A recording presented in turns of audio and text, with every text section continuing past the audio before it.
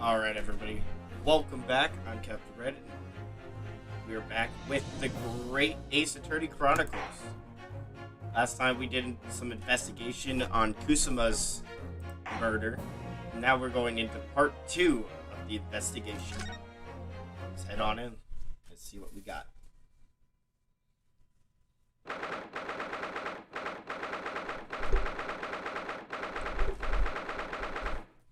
The 9th of January.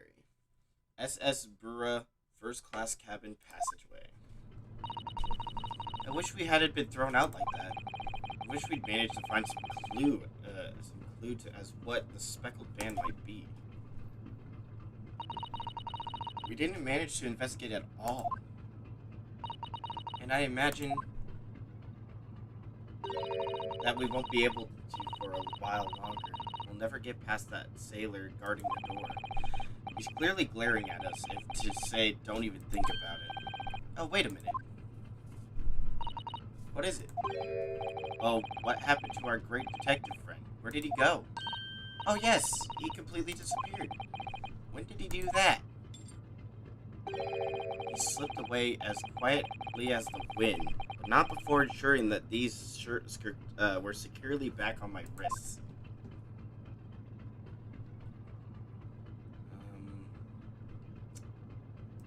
Well, there's nothing to do but go back into Kuzuma's cabin. January 9th, SS Bura First Class Cabin, number 1. It looks like they're still investigating in here. Yes, on that subject, I wonder if Inspector Hasanoga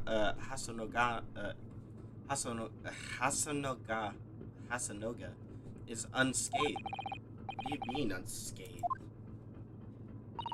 Surely you haven't forgotten, have you, Naruhado-san? Don't you remember what he said about allowing you to out of the cabin to investigate? He was going to talk to the captain about it. He said he'd lay his life on the line for you. Oh, yes.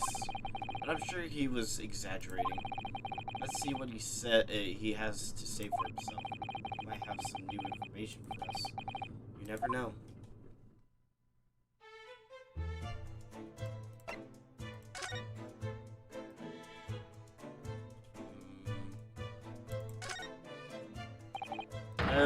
You! Where did you go? Oh, sorry. I just went to the next door cabin to investigate. Why? Who gave you permission for this? Seaman Hasunogana did. That new Japanese, was it? Later I will roll him into ball and throw him in code room. Phew! He's gone back to guarding the door. I hope Inspector Hasunogana doesn't find himself in too much trouble on our account. He's really gone out of his way to help us, hasn't he? When we get back to Japan, we'll have to take him for a steak at Le Carnival. That could be a very long time from now, Naruhado-san.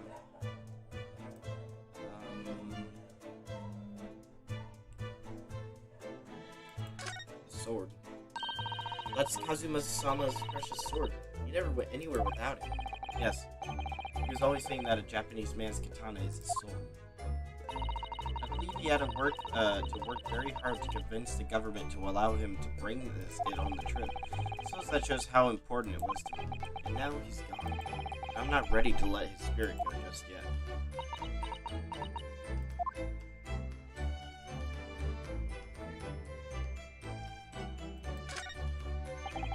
So it's clear that these letters were written in the ink that was somehow spilled on the floor. And they spell the Russian word for wardrobe. It does seem to be an ambiguous pointer to you, Naruhata-san, as you were sleeping in there. But to be truly unambiguous, it should have just spelled out my name, don't you think? Well, either way, one fact remains. It's hard to imagine that Kazuma-sama would have written his last words or word in Russian, which begins the question of who did write it.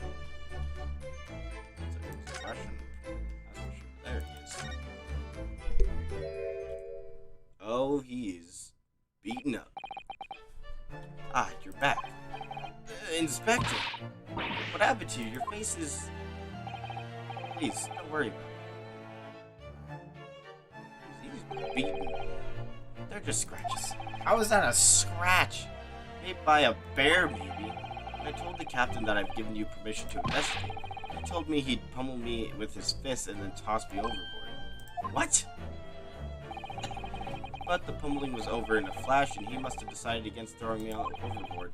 So, it was nothing really. It looks like he wasn't joking when he said he'd lay his life on the line if he had to. Well, thanks to your efforts, we know now a little about the neighboring cabin. Me? I don't know. We'll see.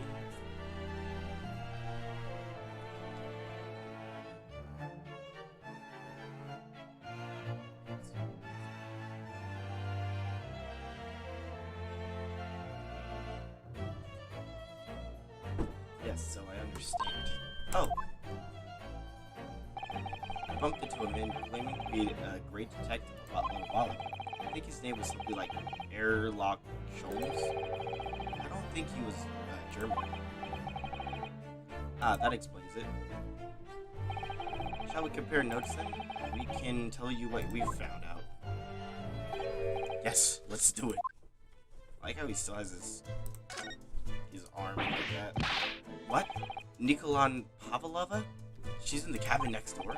Oh, do you know who she is? Please, what self-respecting ballet fan wouldn't know that graceful?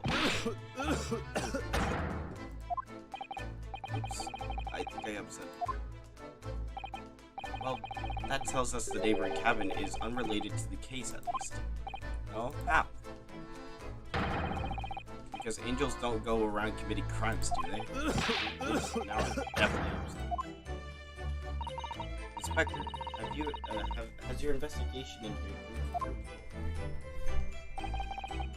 I'm honest, there's very little more that I can do. My duty is to make sure the scene isn't disrupted. Ready to hand over to the Hong Kong police. I guess I'm going to Hong Kong. So I'm just keeping watch here, trying not to take my eyes off the job. Oh, I see. Ah, there's one thing. I do have a small piece of new information for you. Oh, what? Yes, do tell us, Inspector, please. Information. What's the new information you have, Inspector? It's this. The borough's medical officer has finished his examination of the body and managed to obtain the report. Oh, Kazuma's post-mortem report. Kazuma-sama. Dang. So what was the cause of death? Damage to the cerebral vertebrae. It's what's written in the report.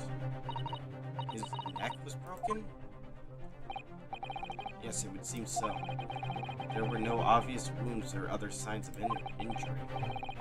So at first, I think they were considering poison. But it turns out they found no trace of poison in his system at all. Well, what weapon was used then? There was no weapon. Nothing has been found as yet. The fact that there are no signs of a weapon suggests it may have been a blunt object, something that wouldn't leave a mark. Oh, let's see. The body's nerves run through the spine to the brain. A strong enough impact to the neck could induce death. It is a possibility, and no obvious wound would be left. Or Kazuma. I have a second copy of the report. If it might be useful, you're welcome to have it. Really? Are you sure? Yes, it's fine. I trust you. Dang, we're trusted. After all, if I didn't trust you, I'd never have agreed to you leaving this cabin in the first place, would I? Ah. Because I found a real culprit last time. The post-mortem report has been entered into the court record. Alright, we're gonna take a look at that post-mortem report. Victim, male, Far Eastern, time of death sometime between 1 a.m. and a little past 2 a.m. Cause of death, damage to the cerebral vertebrae, resulting in instant death. Victim's neck was almost certainly broken as a result of a strong blow to the area. No obvious external injuries or traces of poison.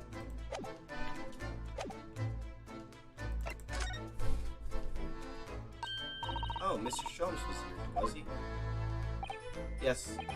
He seemed to be enjoying himself a little too much as he crept around on the floor investigating. But then he suddenly left. I suppose he must have been bored. Became bored.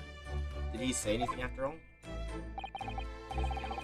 Actually, now you mention it, yes, just one thing. But he practically shouted, "It's shoe polish!" Was all he said. Shoe polish? I wonder what he meant. It was when he was over there by the piece of broken glass. Do you see it? That's shoe polish. Ah, perhaps he was talking about the brick-colored marker. Do you think? Ah, yes, it must be. How could Mr. Sholmes know that it was shoe polish? That leaves me cold. I'm afraid I have no idea. What is Satu-san? Well, Kazuma-sama was wearing leather shoes with a very dark tan hue. Dark tan? Is it dark brownish red then? Yes, a little like the color of red wine, but darker. I often repaired them for him. Oh, does this mean that this mark was made by the polish of Kazama's shoe as they scuffed on the floor? The mark on the floor has been entered into the court record.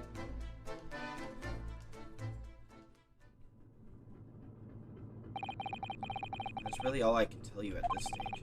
I should return to my post. My fellow crewmen's eyes are boring into the back of my head. Yes, that might be for the best, thank you. Poor Inspector, you look exhausted. Oh no. Well, I feel terrible that I failed to protect Asugai-san. He was my responsibility. Of course, my pain is nothing compared to yours. You were his friends.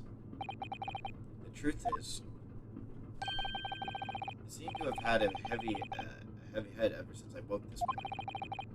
A heavy head? That's interesting. My head's still throbbing too.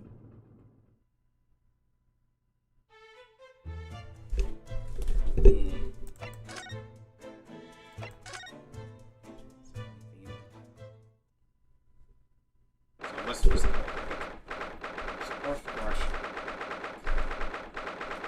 this Bureau of First Class Cabin Passageway? Ah! Look, Naruhado-san. Seaman Stroganoff has gone. Strong enough. The burly Russian sailor who's always crossing his arms and glaring at us? All these Russian names are impossible to remember.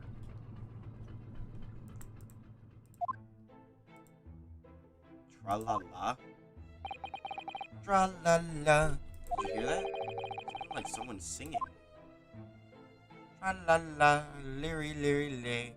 I did it the great detective way. That's her lot of shots. This caroling. I know that lark-like voice. Well, never mind that. This is a golden opportunity for us. Yes, you're right. We must seize it. Let's go inside Miss Pavlov's cabin while we can and investigate. Definitely. Before that, strangling knot crewman comes back. Stroganoff, not strangling knot.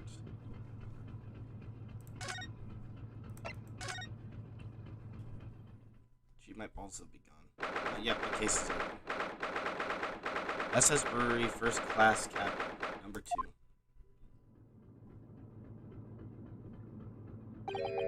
Mr. Pavlov isn't back yet. Sato-san. Oh. Where's she gone? Hey, what are you doing? Those are her private things. There's not a moment to waste, Naruhata-san. We must investigate as quickly as we can. I suppose you're right. For Kazuma's sake.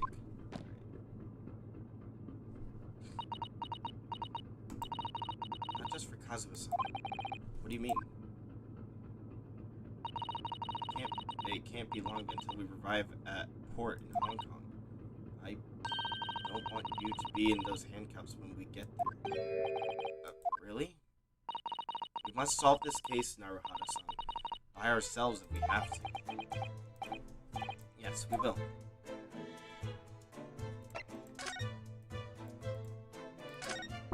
Case. Oh my, Miss Pavlov's case is open. It's completely empty inside. But according to the great detective's great deduction, she was hiding her special friend in there. Yes, a friend that she had to keep secret. Because you're not allowed to bring animals aboard the SS Bureau. I wonder what kind of animal she had in there. More to that to the point. Where is it now? I have investigated thoroughly, but I can't find anything else. The bag. Here. So this ventilator connects to Kazuma's cabin next door. Yes, although what a fool a shipbuilder must be to open a ventilator inside another room. Maybe. It's so that if a gas leaks next door, the occupant of the cabin would notice and raise the alarm. Oh, the occupants of both cabins would die of gas poisoning? That is a possibility. Anyway, last night, Kazuma wrote that he saw a speckled man coming out of this ventilator. Well, the books are all knocked down as well. These books have toppled over together. Look, every single one. Do you think that's a god of the sea, perhaps? He's toppled too. It's exactly the same as the bookcase next door. Kazuma's cabin. Perhaps. Perhaps Miss Pavlov was procrastinating a difficult practicing a difficult ballet pose and fell against the bookcase. I don't know. Would she really be practicing ballet on the same night she ran away from her ballet company? Alright then, it must have been you. You lost your temper and knocked them off for a fit of rage. Not everything bad that happens on this ship is because of me, you know. Well, anyway, I'll set them all straight again here, too. I don't like seeing them in this way. Huh.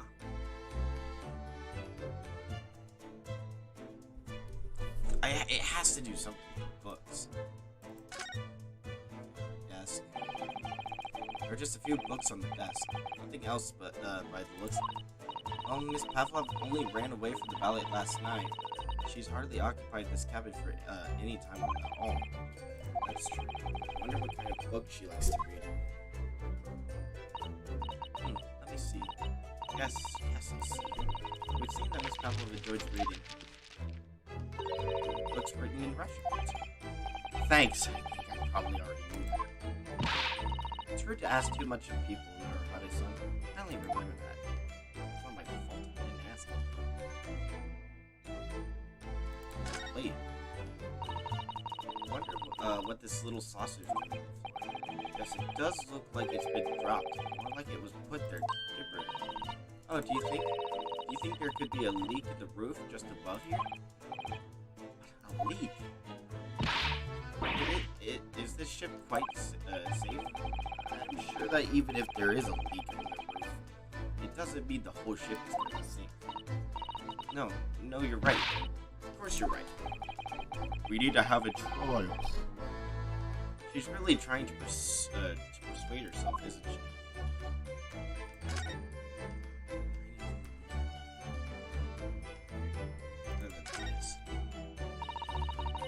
It would seem this teapot is empty. So the natural conclusion is that the Russians are a very thirsty people. Or because Miss Pavlov only came into this cabin last night, she hasn't had a chance to make any tea yet. I mean, it could be either. It's definitely that they're exceedingly thirsty. I'd lay 1,000 to 1 on it. You're rather abstained, aren't you, Naruhado-san? What about this? Suppose every cabin has a waste paper basket. Can you have a little look and see what's been thrown away? Naruhado-san! It's poor etiquette to go shifting through someone's rubbish. Those eyes. She's looking at me like I'm a piece of rubbish now. However, those are special circumstances, I think. Exactly, we have no choice. There's hardly anything in here at all. Oh, well, that's a little disappointing. I was trying to check. Well, let's see if we can find anything in the clothes. Naruhado-san, are you there? Sorry, I'm right here, yes? Why? Oh, good. I thought you might be coming into the wardrobe when I was looking. Wasn't looking. There's no place like home. Believe me, I don't have some strange composure to jump inside every wardrobe I see. Gosh, the wardrobes. A wardrobe. Well, anyway, I'm not sure anyone could fit inside this one. It's full of beautiful outfits. I suppose they're all stage costumes. I was rather hoping we might find Miss Pavlov's friend hiding in there, but no such luck. Guess we might as well look at the door as well. This cabin's door has the same simple sort of bolted latch that our cabin door has. If the bolt's drawn across there, there's no way anybody could enter the cabin from one side. Yes, it's not a particularly heavy-duty bolt, is it? But still, I wouldn't slide across of its own accord, would it? No, the door is made of metal, so there's no chance of trickery using magnets to unfold it from the other side. And it seals up perfectly, too, to stop any seawater coming in. So you could use the method you told me of passing a thread through the crack. So you couldn't use the thread through a crack and closed door either. You seem to know a lot of tricks for opening doors. I'm starting to see why they suspect me. There's only one of these next to the bed with Kazuma's cabin too.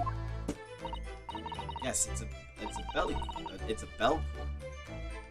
I can't resist. She barely hesitated there, and she gave it a good tug too.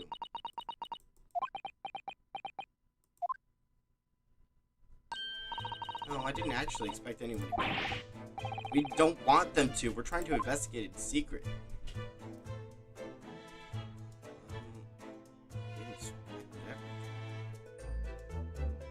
Except for this. Ah yes, there's a display in the cabinet too. Look, the SS Bureau's rules of passage. Passengers must not keep weapons or other dangerous objects in the cabins. Pets are also strictly forbidden. Suppose Miss Pavlova realized that she needed to keep the contents of her case a secret after she read this. Her special friend. I wonder where her friend has disappeared to now. Probably having fun exploring the ship, I imagine. I just hope Seaman Stroganoff doesn't find it and throw it overboard. Oh, yes. So do I.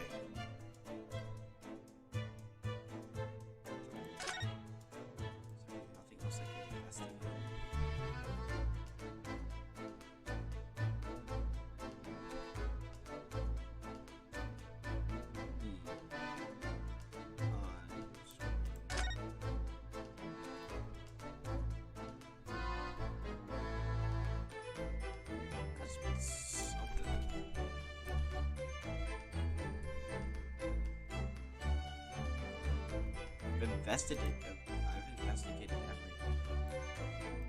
This was something I missed. Got the plates. This bookshelf. Look there, look there. Books provide the passengers on calling this cabin for a neatly arranged shelves. Yes, it's very unthinking to dance around inside the cabins. Tell that to Miss Pablo, not me. Well, anyway, I feel much better now they're neatly lined up. I can't relax when things are untidy.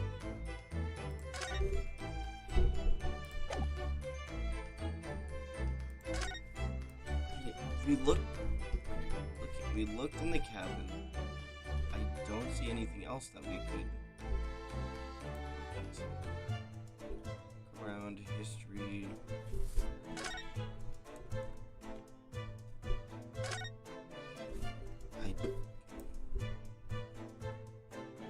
From the bed there. We just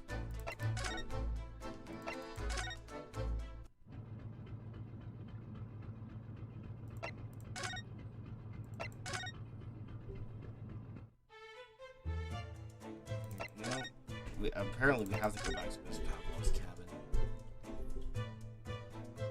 There's something here that we're missing. But what?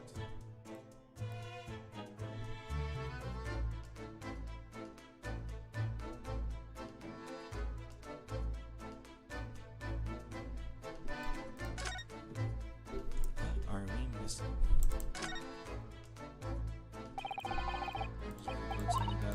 Else.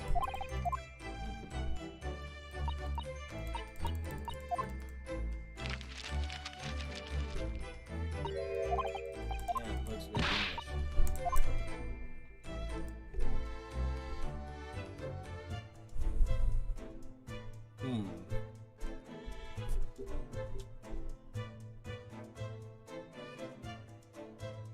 looked at everything. I wouldn't know what else to look at.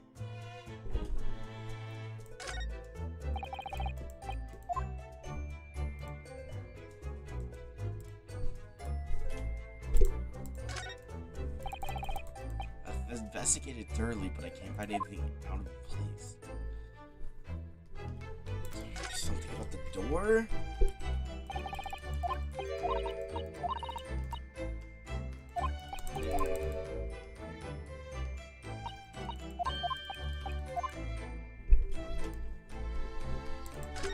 Close. I want to get to the trial.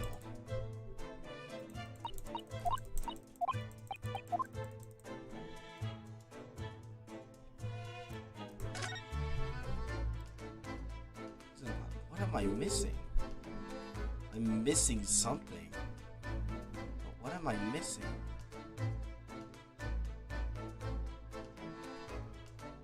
Is there something I'm just not seeing that I need to investigate? You think I would, like, shut the little door and, like, look at the bag or something? Is there something outside the door?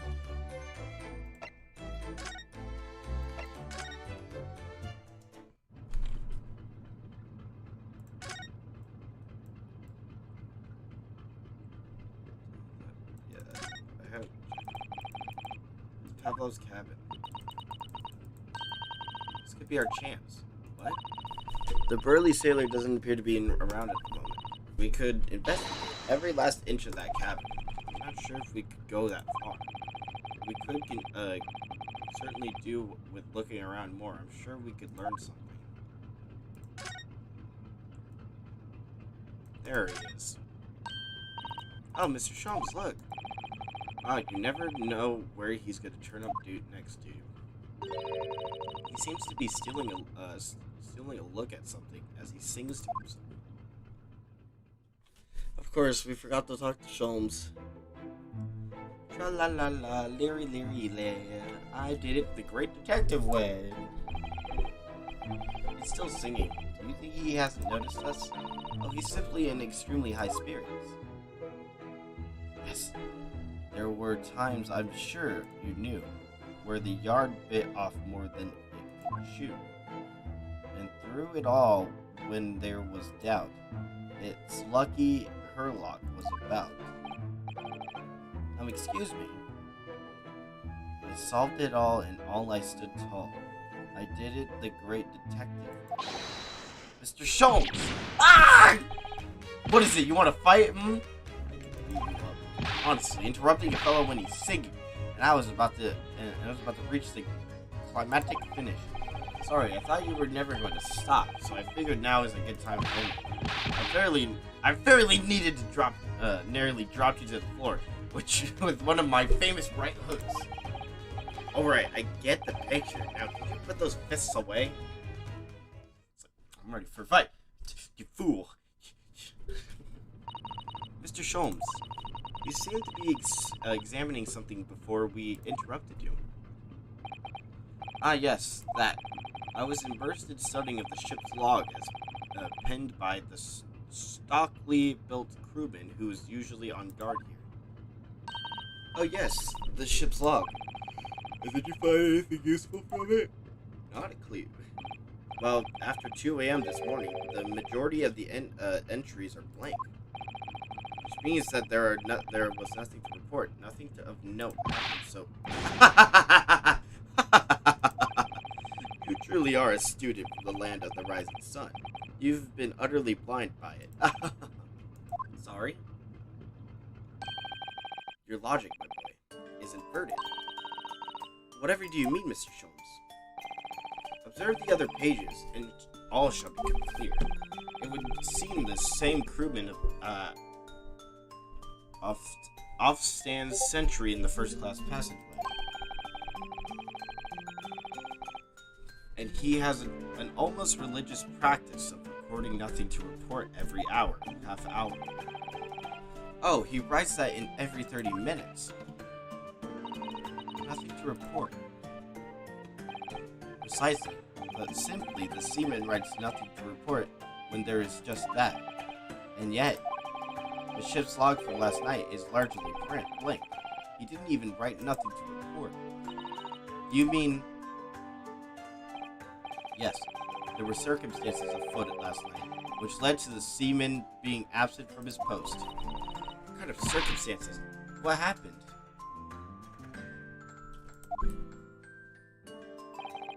That remains a mystery for now, but we can be sure something significant took place. So significant that it caused the seaman to forget his regular habit of scribing nothing to report in the log. These are important details. I would stake my life on it. You must log the ship's log in your mental life. The ship's log has been entered in the court record. Now that deduction was worthy of the great detective. Ah, you're starting to understand what my ways, I see. What makes Sholmes brilliant. Oh, ouch. What is it? Are you hurt? Oh, don't worry yourself. It seems to be affected. I've seemed to be affected, but with a throbbing head this morning, for some reason, nothing more. Why? What is with the throbbing heads?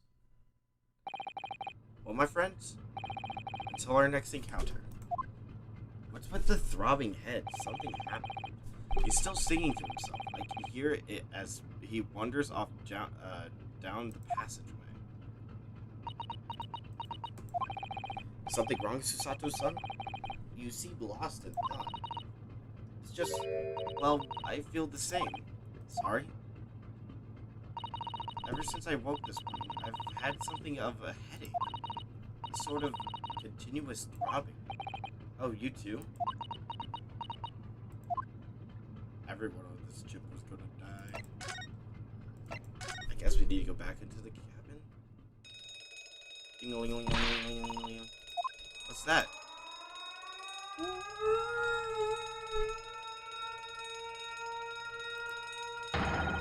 Shut down the engines immediately. Vessels sighted at quarter mile 4. Full stop. Hard to starboard. All hands brace for impact.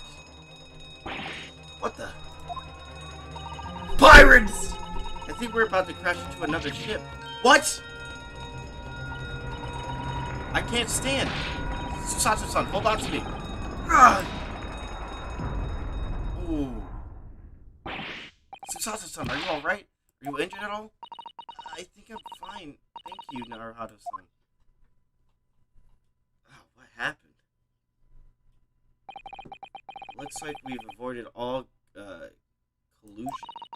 I think, yes, the ship has come to a stop.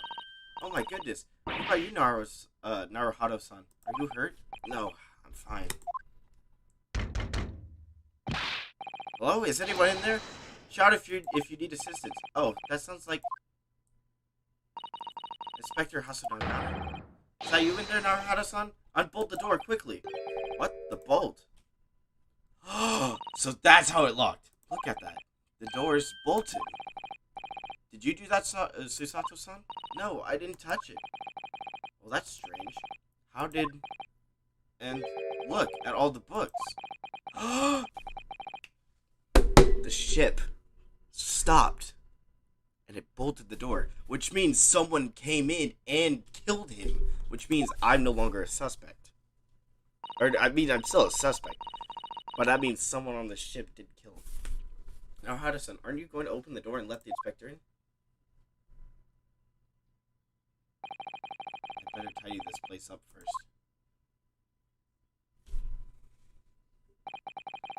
Our violent emergency stop had solved one mystery at least in the very vivid way.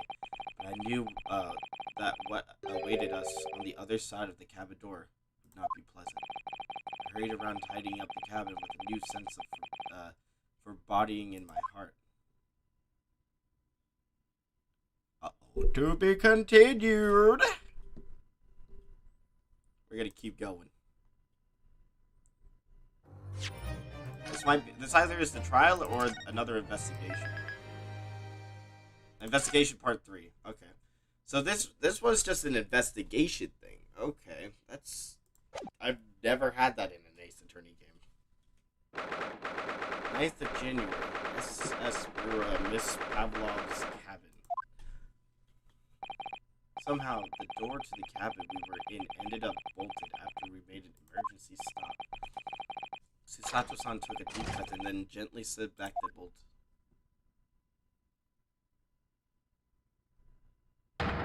You! What are you doing in Miss Pavlov's quarters? You both look unhurt. Good. Yes, we're fine. Thank you. What on earth happened? We heard something about how we were going to collide with another ship. Yes, it appears to have been a false report. Oh, how did that happen? There's a dense fog outside, so it's extremely difficult to see someone, Someone must have thought we saw a ship ahead. The person obviously triggered the alarm, and that's why we made an emergency stop. Everything is chaos. Passengers are screaming, crew are running in everywhere. First class area is the only quiet part of the ship. Oh, I see. Someone triggered the alarm. Does that mean that someone pressed that button outside? Ugh! You wicked intruder, dressed all in black. You are the devil. Sorry, me. I've been called a lot of things before, but devil is the first.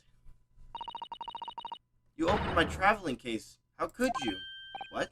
No, we didn't touch it. That's right, Miss Pavlov. It was already open when we came into your cabin. Inspector. Yes? Arrest this man. I know he did it. He's a criminal. It is not enough that he has killed a man. And he is a stowaway as well. If Vixen promises not to steal chicken, do you believe? Take him away. He is a trespasser as well as everything else. Stowing away, trespassing, killing. She is right. You are devil. That won't look good, does it? There is a cell below deck. Throw him in. Tomorrow we talk in Hong Kong. Then we give you straight to police. Wait, a cell? Please, Inspector Hasanage. Is there nothing you can do? This is a Russian vessel. I really have no jurisdiction here.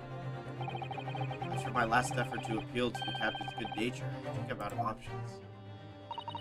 This is terrible. terrible. This is a real crisis. I've got to find a solution. Immediately.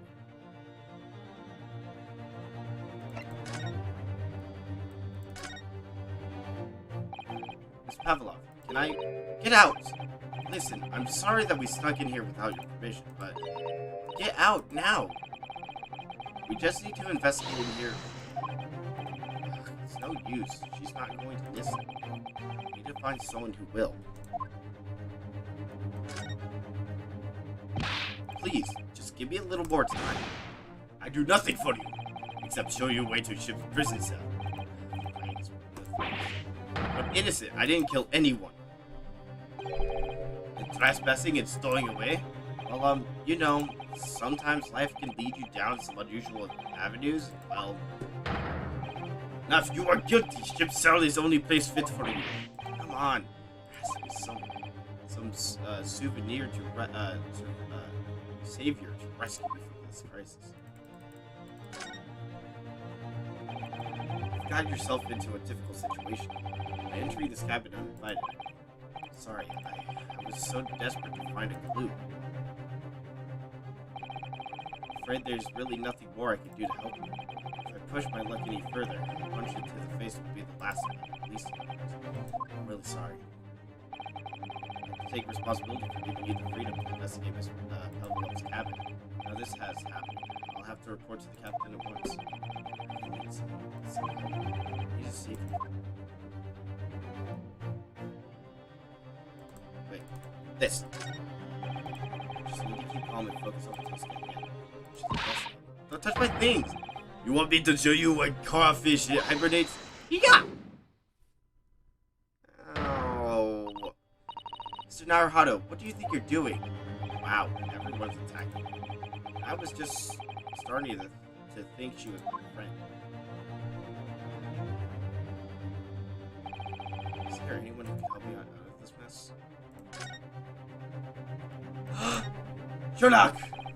What the? What are you doing up there? Mr. Sholmes? It's wearing the tiara. Naturally, I was analyzing what a weight of 30,000 rubles feels like on my head.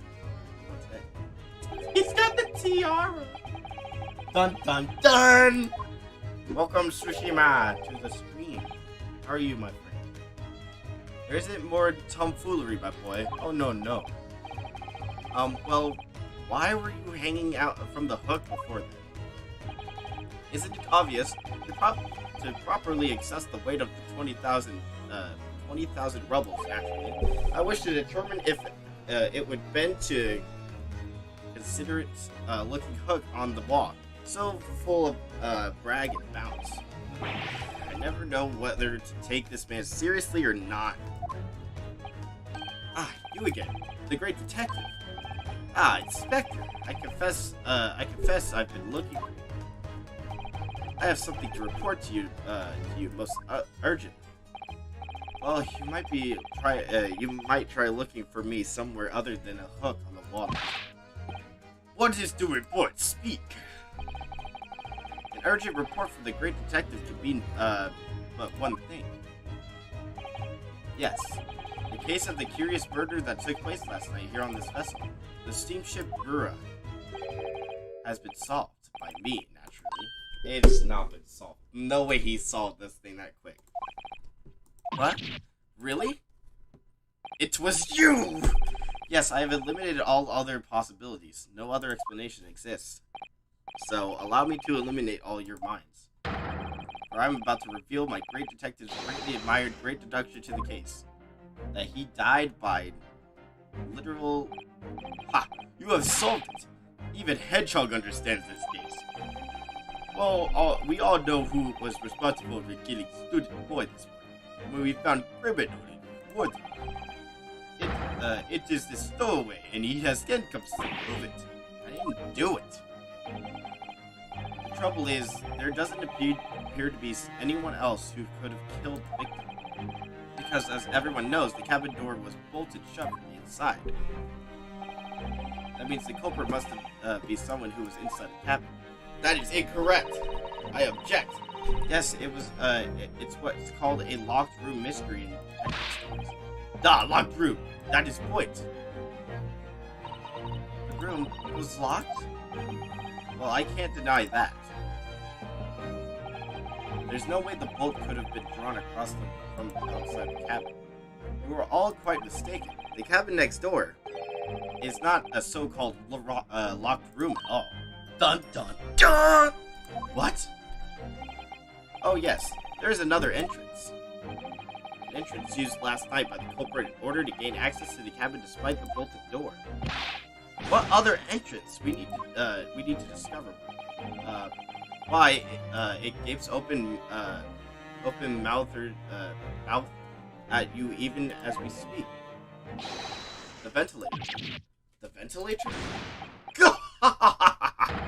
You think this is funny? I can't even put my arm through that hood. That's because your arm is as thick as tree trunks. You're suggesting that the culprit entered and left the victim's cabin through the tiny opening. It's not possible. Ah, but it is.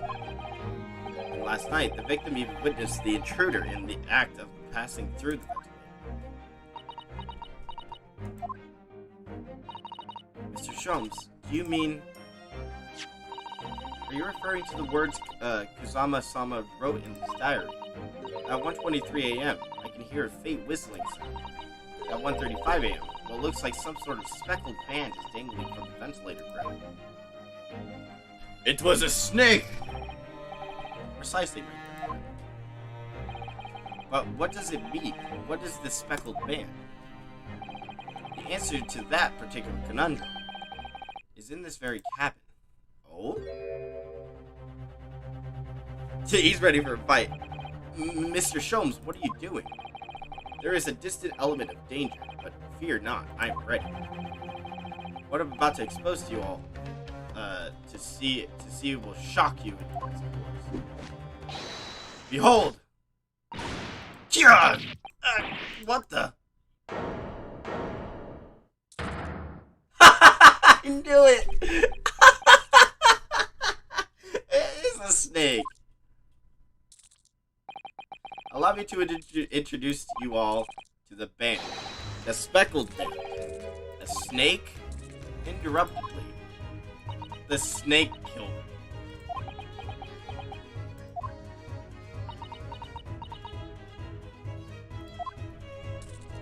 Hello, Bishop. Mr. Sholmes? Just one thing. Pray, what troubles you? Well, that snake isn't really speckled, is it? It looks more stripy, wouldn't you say?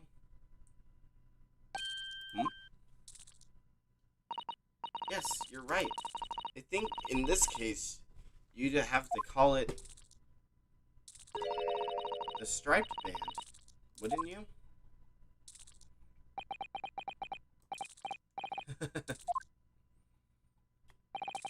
You both see and observe what, with distinction, however. Do you not think that is precisely the trap into which the culprit wishes you to fall? Oh my goodness, really? It's a trap? How exactly? I think perhaps it is time I explain the intrinsics of my train of thought. Are you ready, Miss Pavlova? Pavlova. I'm sorry, but the young man who died, but that is all. His death is nothing to do with me. This whole thing has nothing to do with me. There are two conclusions I've drawn from the facts. Number one, last night, your friend infiltrated the victim's cabin. She brought a snake with her. And number two, the same friend was responsible for the victim losing his life. No. He's turned as white as a bowl of rice again. Sholmes must be right. He hit the nail on the head. This young woman's friend killed Miss Asugai. Jeez. Looks like he can't speak with that snake coil on his head. No, the snake couldn't have killed him. I would advise a little moment as possible. You wouldn't want the fangs of that long friend in your neck. So everyone, let us begin. Sherlock Holmes is proud to present... Oh no. Oh, here we go. His logic and reasoning spectacle again. Here we go. The great deduction. The game is afoot. Here we go again.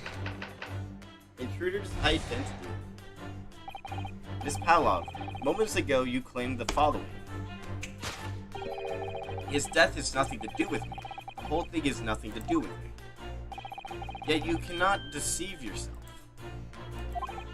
Yes, when you recall those horrid events, your aching heart smarts with pain. Oh, okay, there's an inconsistency. And it's very plain that evidence in your exertable link to the victim's death. So we ask, what was the nature of this intruder that strolled into the victim's cabin on the pretentious night? Why, naturally, it was the friend with which you boarded this vessel, was it not? As I suspected, another telltale glance. Without doubt, your friend is the withering serpent we see before us. I don't think it's the serpent. I think he's talking about the guy right there. And yet, the fact leaves us in a quandary. The victim's written observation on the night of the question tells of a speckled fan, whereas, regrettably, the specialist's markings did not fit the description in any way.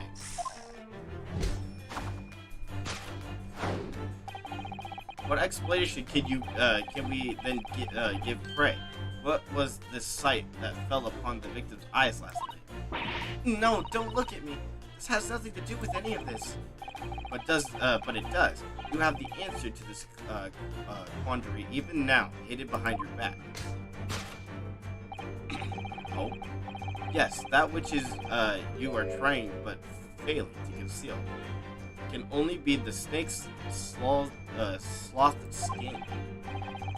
And indefinitely after this subtle and horrible crime, this most deadly friend of yours shed its original skin. No, I don't know what you're talking about. Last night, through the ventilator visible in this cabin, you then speckled friend slithered right next to him. Using the bell cord on the other side of the bridge, the serpent silently descended into the victim's quarters. In the dim light, it appeared to be to the young gentleman who was about to lose his life as a speckled fan. No, it couldn't have been the snake. There's no way it was the snake. Because how would he have written in Russian? He would have written in Japanese. In summary, the nature of your friend is of yours, which last night infiltrated the scene of the crime. We get to dance with Sholmes again. Is a rare breed of snake whose markings change each time it sloughs its skin.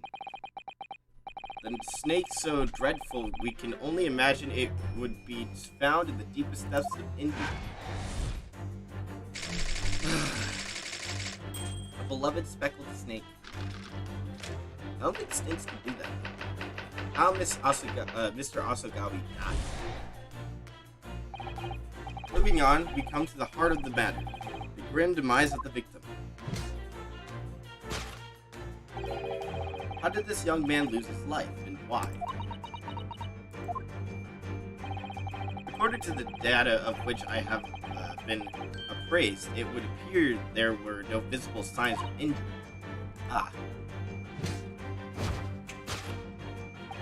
In fact, the circumstances of the victim's death can only be explained by a terrible venom. That is incorrect, actually. Now, if we take that as fact, we can reasonably imagine that there remains evidence to affirm it at the scene of the crime. Oh no, could there be... Yes, an examination of the deceased body will prove the cause of death conclusively. The almost but not quite imperceptible puncture wounds left by the venomous fangs will seal the truth. There's not any fangs, though. It didn't even have fangs when it opened its mouth. Yes, the vestige of the snake bite delivered by your terrifying friend. This makes no sense. There is no point fending ignorance, Miss Powell. After the incident, you endeavored to hide everything you didn't. I'm very bad at this. Very bad at reading. But now your involuntary glance betrays the hiding place you choose. The case. That's right. You hid the evidence that links you to the victim's death in the travel case. When we first met in this cabin, it came to my attention that your case moved with your audio. So moving up to how does a snake do that? Your serpent assassin was restless inside, no doubt. You don't.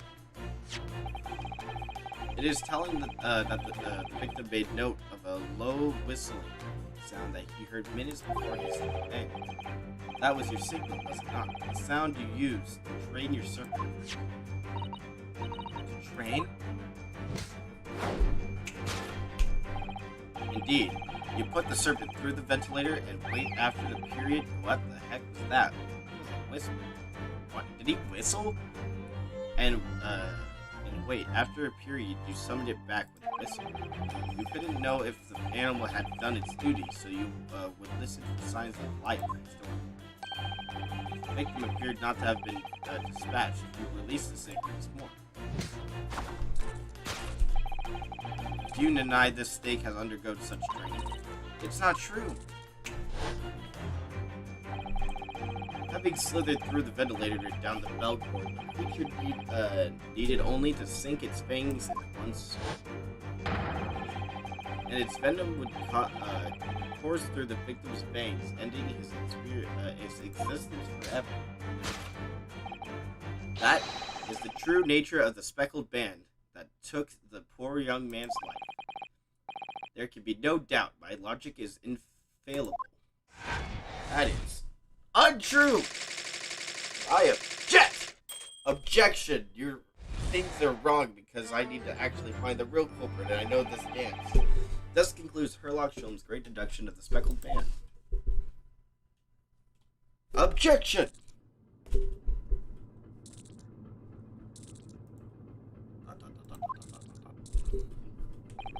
Miss Pavlov has trained her pet snake as a killing machine.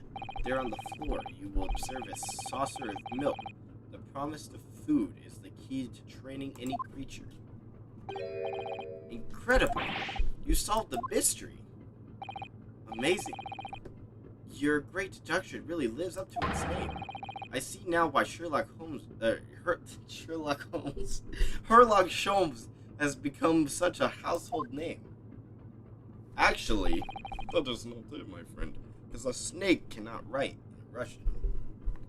My dear man, it was nothing remarkable, as the Russians say I could have done it with one left hand. Susato is like, doesn't know.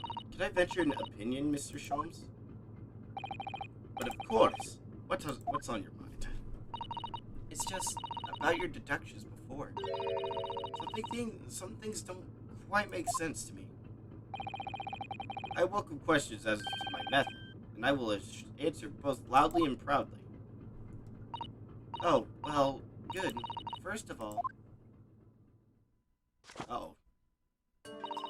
Snakes are egg-laying creatures, part of the reptile family. You are well informed, madam. The reptiles, don't drink milk. Ah. It's really only mammals that like to drink milk, you see. So, I'm not sure it would be possible to train a snake using milk as a reward. No matter. No doubt Miss Pavlov used some other treat to encourage the pet to do her bidding. Milk was merely an example. The the logic holds. Well, there is something else. Snakes have no ears. Huh? Yes, so I'm not sure it would really be possible to signal a snake by whistle. But madam, what of the tales of Arabia? Have you not heard of the snakes that dance to the sound of a flute? I think perhaps the performers play their music in time with the snake's natural movements. Oh, I see. No hands, no feet, no ears. These creatures are so intent as to be practically useless. Don't take it out on the snakes, Mr. Schultz. Well, I didn't mean to open that. So I guess this is where we're gonna figure out who really did it. There is one other thing. You have more? Snakes use the scales on their bellies to propel themselves. So I'm not really sure that the snake could manage to climb up the flat belt cord like the ones in these cabins. And I should try harder. Please, don't be angry with me, Mr. Jones. The point is, even if the snake had gone through the ventilator to the next door cabin, it couldn't have come back without help. What I'm trying to say is that there are a number of reasons why it's difficult to imagine the snake could have had a part in this. She has a point. But we all know Sholmes. He's going to figure out a way to make it that way.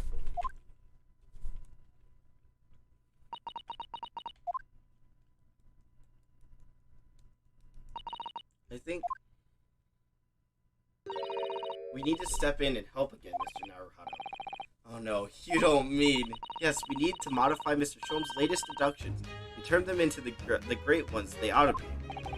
I had a feeling that was coming. Alright, let's give it a try. Just what I was waiting for, Mr. Naruhito. Yes, right, he took off my handcuffs again. So, cast your eyes down at your wrists again. Here we go. What? Boom! No handcuffs! Woo! You've done it again! Your handcuffs are gone. Where did they go? Fear not. I shall see they restored after our work is done. I really wish you'd leave them off.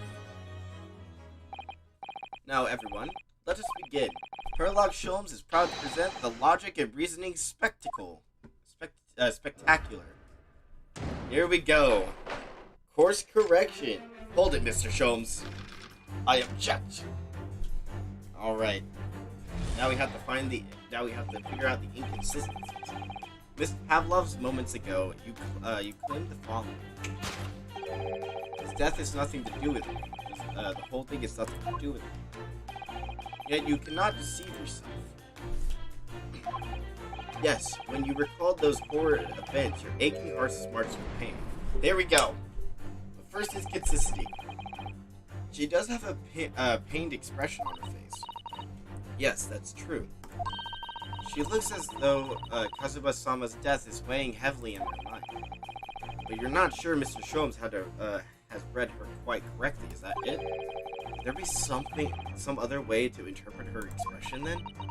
Let's take a moment and really look very closely at Miss Pavlov's... Miss Pavlov.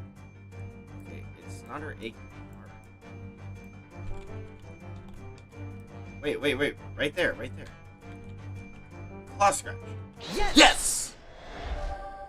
That claw scratch smarts with pain. Yes, when you recall those horrid events, that claw scratch smarts with pain. Indeed, and simple observation reveals that the wound is fresh. Pavlov, did you in fact receive that scratch?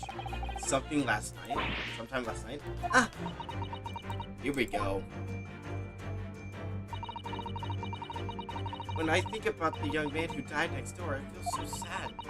And when I'm sad, the pain from this wound is worse. That's why she's always pain. And it is that very pain that evidence you're in exact... So blah blah blah. Links to the victim's death. So we ask, what was the nature of this intruder that strolled into the victim's cabin on a contentious night? Why, naturally, it was the friend with which you boarded the vessel, was it not? Ah, as I suspected, another telltale glance. It was him, not the snake, but him. Without a doubt, your friend is the withering serpent we see before us. It seems like the scratch mark on the back of Miss Pavlov's hand was made by this friend of hers, doesn't it? Except, snakes don't have claws, do they? No, they don't. They don't even have hands or feet on which claws might grow. Well then, if the snake isn't her pet, what is? What's the true identity of this friend of hers? We should follow her gaze, our honest. That's where we'll find the answer. Wait, right here. Yes! Photograph frame. What? It had to be the photograph. We're looking over the framed photograph print. Come on. So it's a cat. The friend isn't because of, whatever. What's spectacular? Oh, well, it's supposed to be a lot, logic and reasoning spectacular, so I thought I'd contribute to the show. This is my show, Naruto. Kindly perform any particular experience on your own stage. I had to get something wrong at some point. Withering serpent we see before us. We can barely, be reasonably sure that Miss Pavlov's, fugitive glance was aimed at her friend. Okay, but her friend is not the snake. It's a cat. Really ought to narrow it down. Let me scout around again in the direction she looked. Okay, so she looked somewhere. She has a cat. This cat. Ah, look at the photograph in this frame. This must be something Miss Pavlov brought with her when she ran away. She's especially beautiful, isn't she? Yeah, that's true, but personally, it's the little black creature she's holding that's caught my eye. Maybe we better take a closer look at this. Yes! There we go, the little kitten.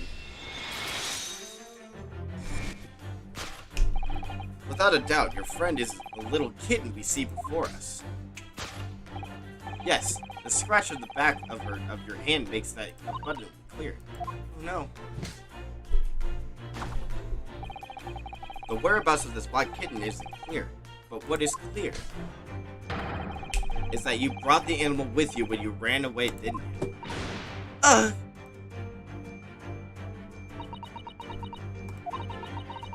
Darka is my best friend. I couldn't leave her behind. Darka would appear to be a Russian blue. And yet, the fact leaves us in quandary.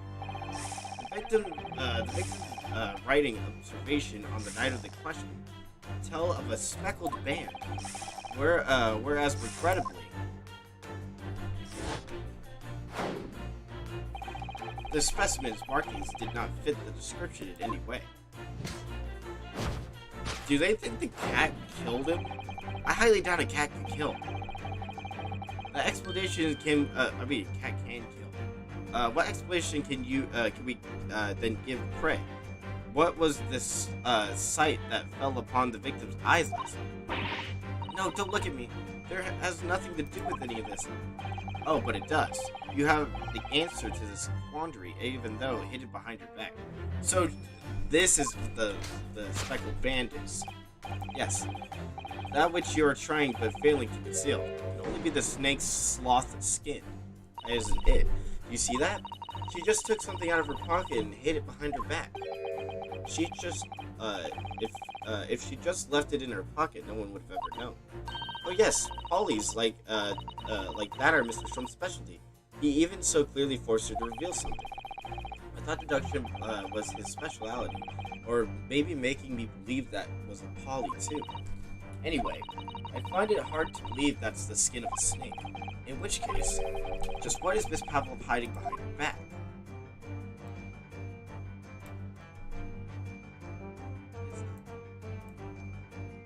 Snake's skin. That's not a snake's.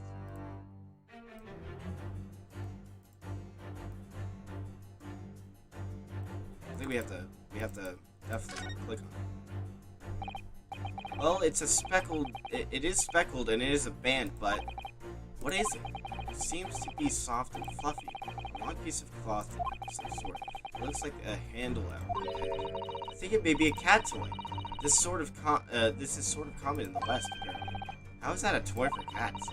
Cats like to chase the band around and paw at it. Kittens in particular love that sort of play. You only need to wave it in front of them, and they pounce to catch it.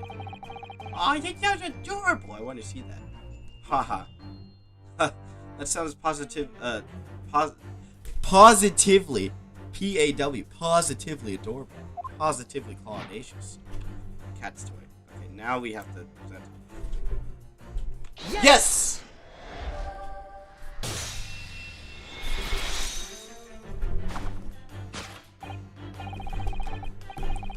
Yes, that thing you're trying but failing to conceal is a cat toy. Precisely, in the true nature of the now infamous Speckled band. And it was this toy that you dangled through the ventilator. You waved it around, I presume, naturally, and the victim could not fail to notice it.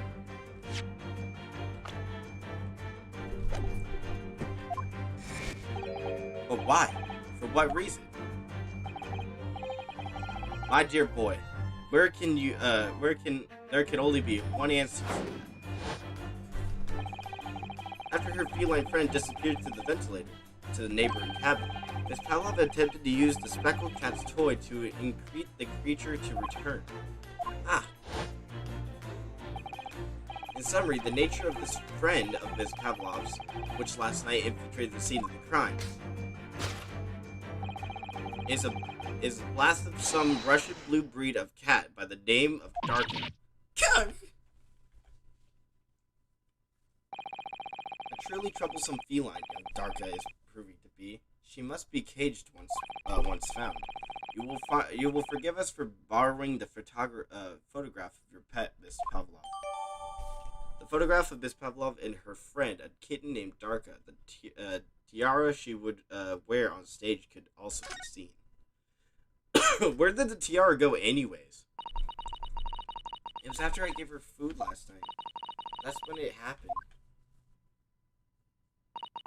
She scratched the back of my hand and then ran up the bell cord. Before I could do anything, she had disappeared through the ventilator. Darka, she is so naughty. There we go. The intruder's identity. A beloved kitten. Solved. Here we go. Topic 2. Death by venomous snake bite. That's not how he died. Moving on, we come to the heart of the matter. Grim demise of the victim. How did this young man lose his life, and why? According to the data of which I have been aspired, it would appear there were no visible signs of injury.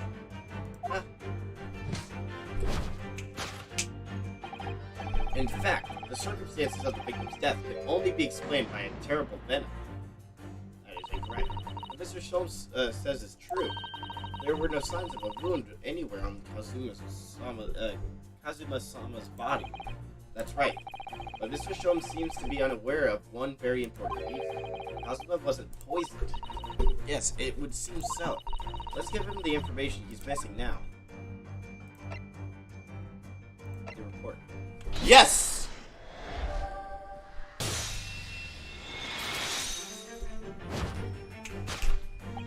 In fact, the circumstances of the victim's death can only be explained by the post-mortem report. Ah, yes, I knew it was one or the other. His neck was... Indeed, the breaking of the cerebral vertebrae is fatal. Only that Gulov would be strong enough to sever them. Seaman Stroganov isn't some immortal freak. The jury is out. Anyway, we have no good authority that the victim's neck was broken. Now, if we take that as fact... Yes! We can reasonably imagine that there remains evidence to affirm that the scene is the crime. Oh no, could there be... Oh, the bell! That's the bell! That's the bell, the piece of the bell! Yes, an examination of the deceased body will prove the cause of death. Kazuma died because his neck was broken. In other words, he was probably struck by something or someone. Yes, that's a distinct possibility. As of yet, no weapon has been found there. Presumably, Darka didn't slightly creep up behind Kazuma and deal him a fatal blow. I suppose it's possible that he had a fall and hit the ground awkwardly. It could have been a terrible act of misfortune that he broke his neck completely by accident. Oh yes, bad fall could explain it. It's rather hard to believe of Kazuma-sama that he wasn't as clumsy man. Well, he needed to fix this. We needed to fix this section somehow. Is there anything from the scene that could explain what happened? I think this is the only thing. It's the mark. Yes! Yes, the mark on the floor. Boom! Yes, an examination of the mark on the floor will prove the cause of death conclusively. This particular mark is immediately visible next to the victim's body. Is a deposit of shoe polish.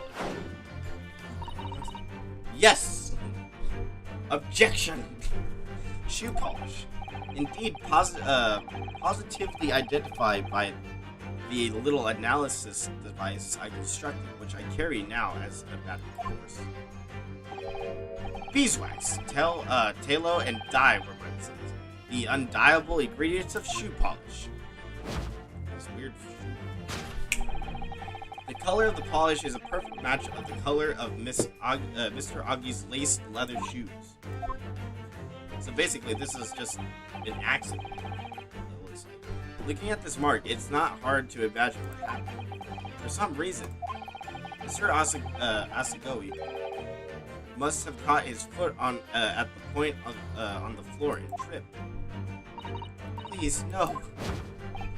And by a dreadful turn of misfortune, caught his neck against some immovable object as he fell to the floor.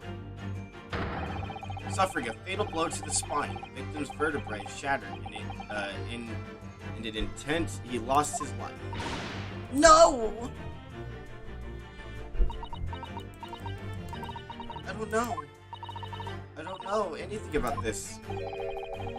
Is that really true, Miss Pavlova? Or Pavlova?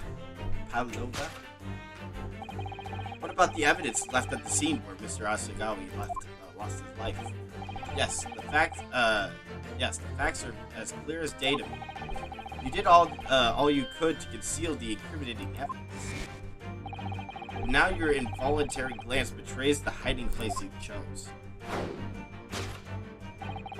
That's right, you hid the evidence that links you to the victim's death in that traveling case. Guess that's not it. I don't believe it. Kazuma-sama merely tripped over and now he's no more? It can't be true. I refuse to accept it. I know it's hard to believe, but the mark on the floor does seem to suggest that's what happened. And positively call audacious. That's forward. And if this part of Mr. Shom's deduction is right, Ms. Pavlova is trying to hide some evidence that would prove it. Here in this cabin, somewhere in the direction that she just cast her eyes. It has to be the bell. Let's have a good look around. The answer must be here somewhere. It has to be the bell.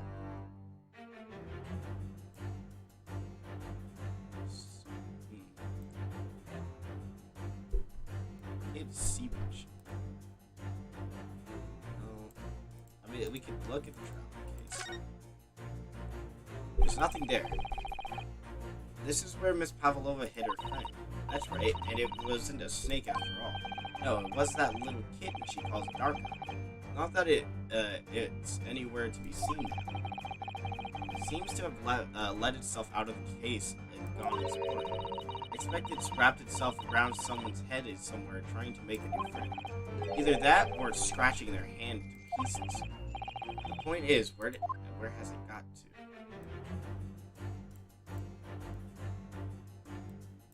Wait. Wastebasket. Yes! What? Well, I guess I gotta get something wrong again. I'm sure the wastebasket, blah, blah, blah. I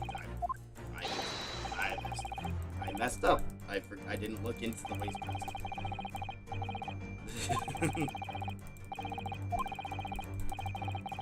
Yeah, I know. I messed up. Okay, so we have to look at everything.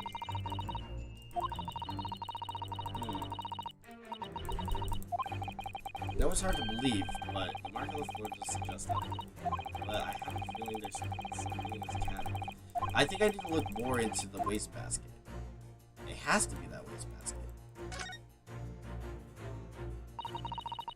This is a waste paper basket. Perhaps all the first-class cabins have them.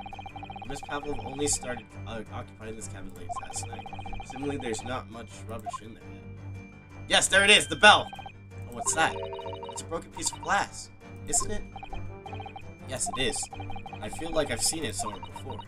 If it looks familiar, perhaps it's more than in your mind, playing tricks.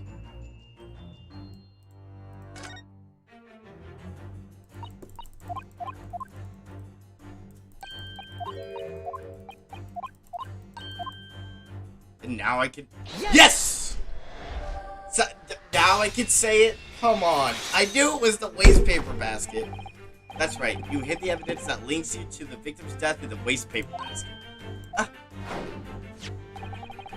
Here we have a fragment of some eradicated glass object.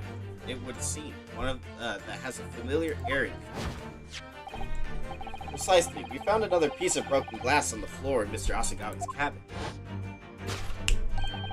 And as you can see, the two pieces fit together perfectly.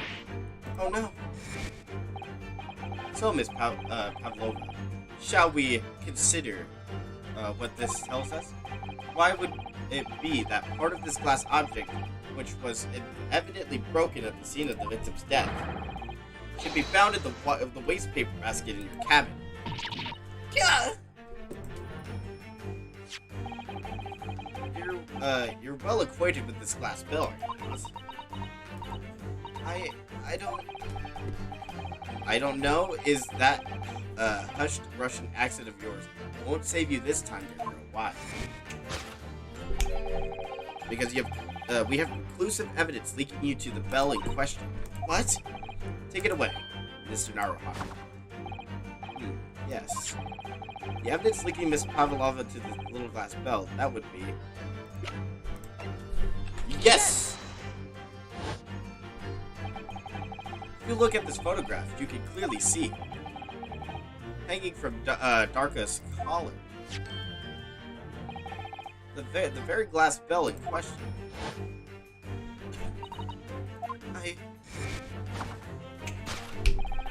The truth was caught up with you, Miss Pavlova. The young man who lost his life last night did so after truly inconspicuous fall. And the cause of that fateful stumble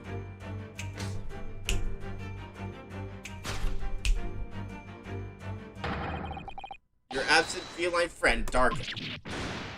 There we go. We figured it out. It was the cat. Pavlova, I couldn't tell anyone. I'm sorry. Yep, the cat killed him. The cat killed him. Death by tripping over a cat. That's the worst way to die. That is literally the worst way to die. Dying by tripping over a cat. Deduction complete. Elementary, my dear Watson. My dear Tsushima. It's elementary.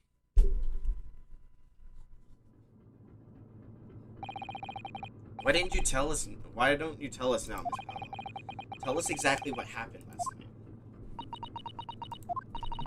It was a little after 1 in the morning. It was so late, but I had time to feed Darka, so I gave her some milk, or some food. Milk. And then all of a sudden, she scratched me and jumped out of my hands. People do say that cats become very anxious and nervous in new environments. She was so fast, she disappeared through the ventilator before I could stop her. And that is how you acquired the rather nasty wound on the back of your hand, I take it. Yes. And I had read the rules on the wall. I knew that I was not allowed to have dark. Yes, modern science suggests that animals can carry infectious diseases. It is a precaution, really. So I listened and listened, trying to hear if there was some noise in the next cabin.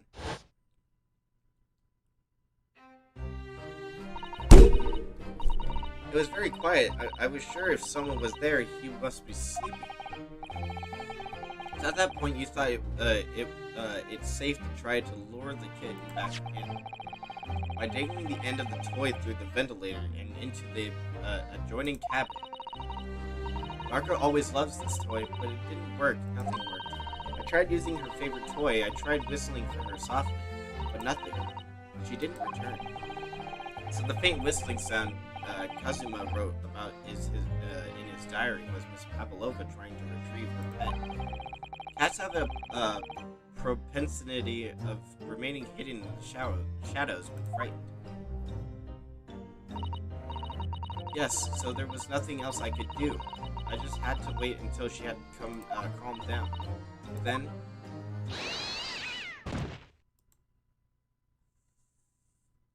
Dang! I slept through that? I nearly passed out with shock. I heard her cry out, and then... Oh, it was such a dreadful bang. And afterwards, nothing. It was totally silent. Kazuma was killed by a cat. From the appearance of the brown mark on the floor, it seems likely that what you heard was the victim stepping on the glass bell and tripping.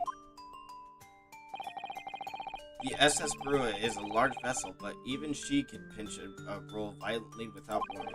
If Mr. Asagawa was already off balance as a result of the ship lurching, and the kitten got under his feet, the combination of unfortunate factors could easily have caused him to fall over.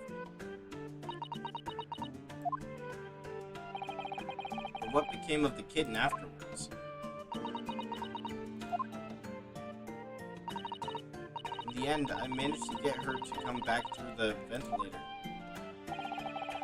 Yet Darka is nowhere to be seen. I must have forgotten to lock my case, and now she's disappeared again. Gracious, that cat is insufferable restless as I am. Well, he knows something about himself at least. I probably have my cuffs back on. When I woke this morning, I heard that a young man in the cabin next to mine had died. I couldn't bring myself to tell anyone what had happened. So, I don't know if it could have killed him. I don't know if that was his death. I think, but someone wrote the wardrobe. He didn't write wardrobe. Someone wrote wardrobe. I was too scared. Scared that they would send me back. Oh, hold on a minute. What about the snake? You're right. Where is it? The snake isn't your friend, Miss Pavlova. Then whose is it, and where did it come from? What on earth is such a dangerous creature doing on board the ship? Oh, I didn't say. Snake is my friend. His name is Pirozuka. What? What? Snake is friend. The snake belongs to you? He escaped from cage when emergency alarm sounded. I was looking for him.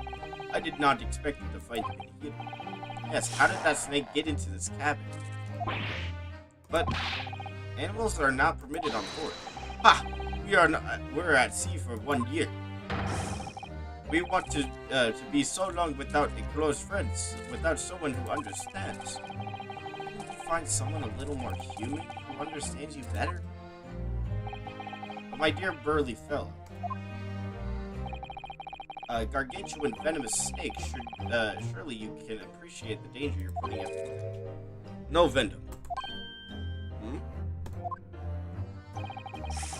Zuko does not have venom.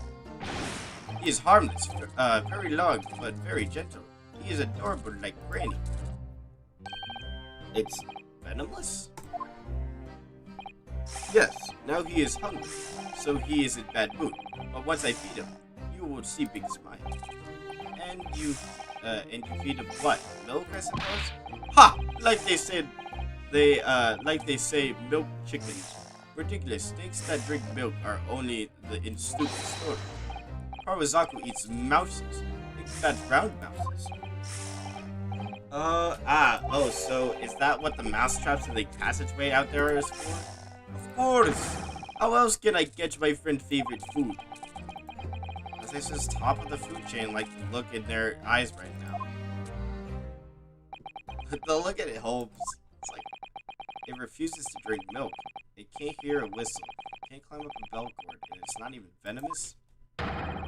How the deuce did something so impute land a steering roll? It's not my fault. I do not make up stories. My Pirazuko is nothing to do with this incident. I get wrecked, Holmes. Sholmes. That's what happened.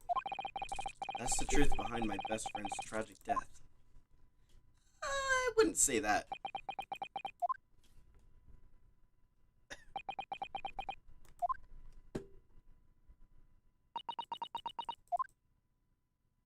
It's best to put it as an accident, but... Miss Pavlova.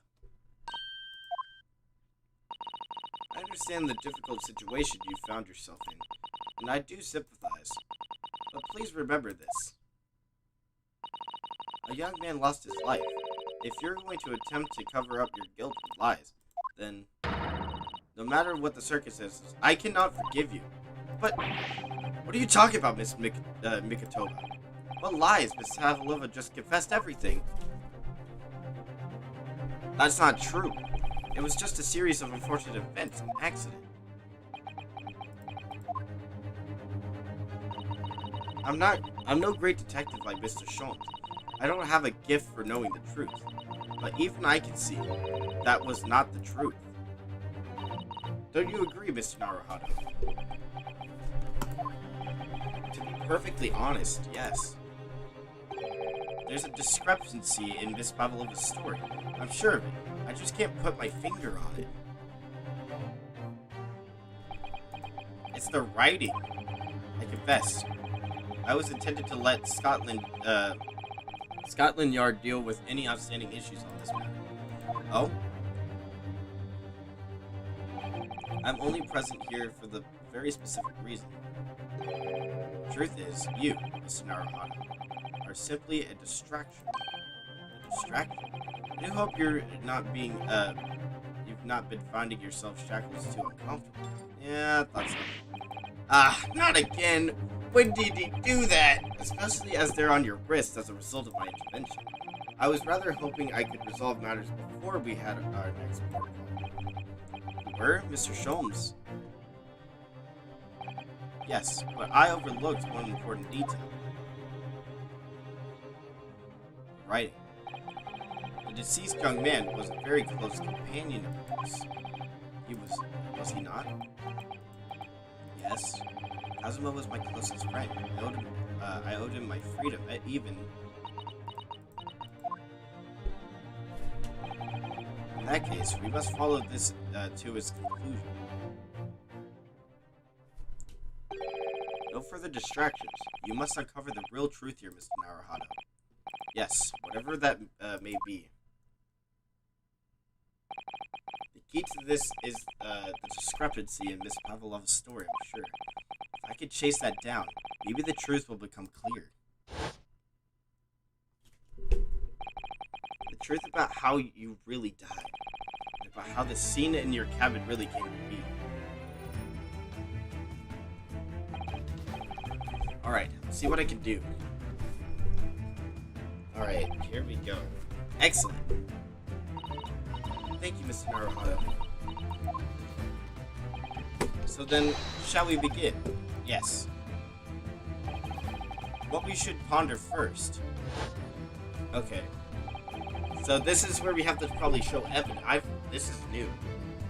Is the victim who lost his life in the cabin was bolted shut from the inside. Was this truly an unfortunate accident, or was it in fact no accident at all? That is what we must establish in the first instance.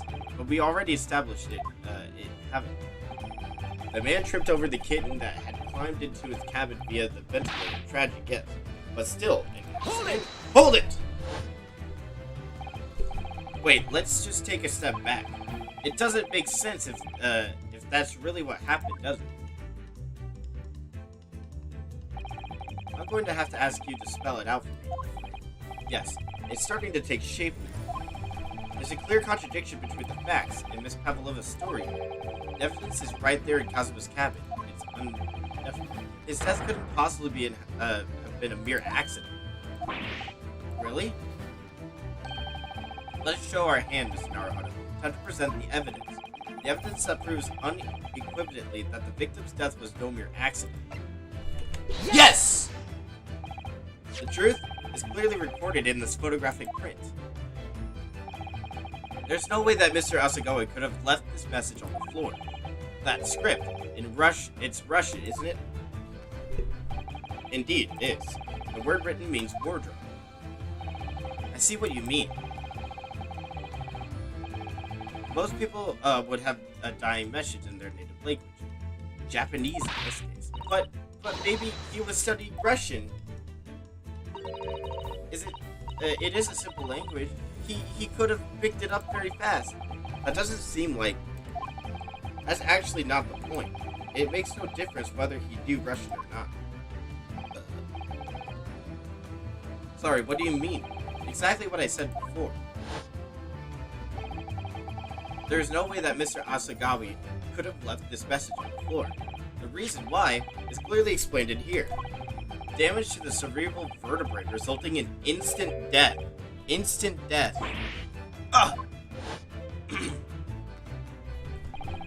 Which means, after the victim fell on the floor, he couldn't possibly have written anything, because he was already dead. That's not the only reason. There's something else we found in Mr. Asagawa's cabin. A remnant of something that couldn't possibly have been there if what Miss Pavlova told us was true. What? So Satsu-san had noticed it too then. Putting this message on the floor aside, there's something else that gives the truth away. Another piece of evidence that proves there was no accident, in other words.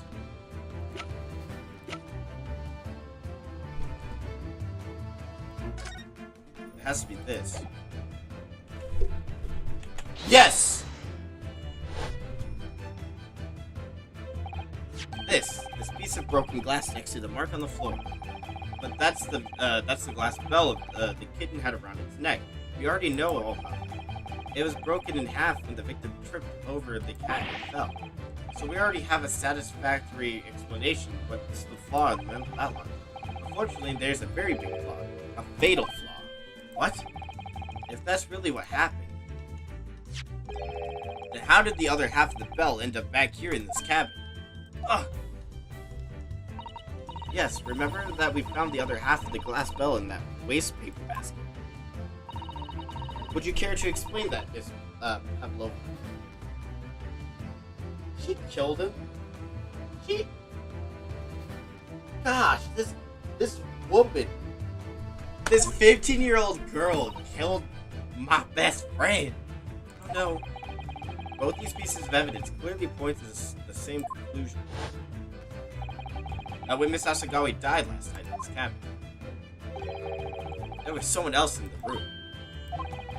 And that same person deliberately arranged the scene to disguise the truth in order to cover up his or her own guilt.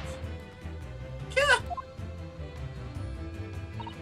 Yes, there was someone else present in Mr. Asagawa's.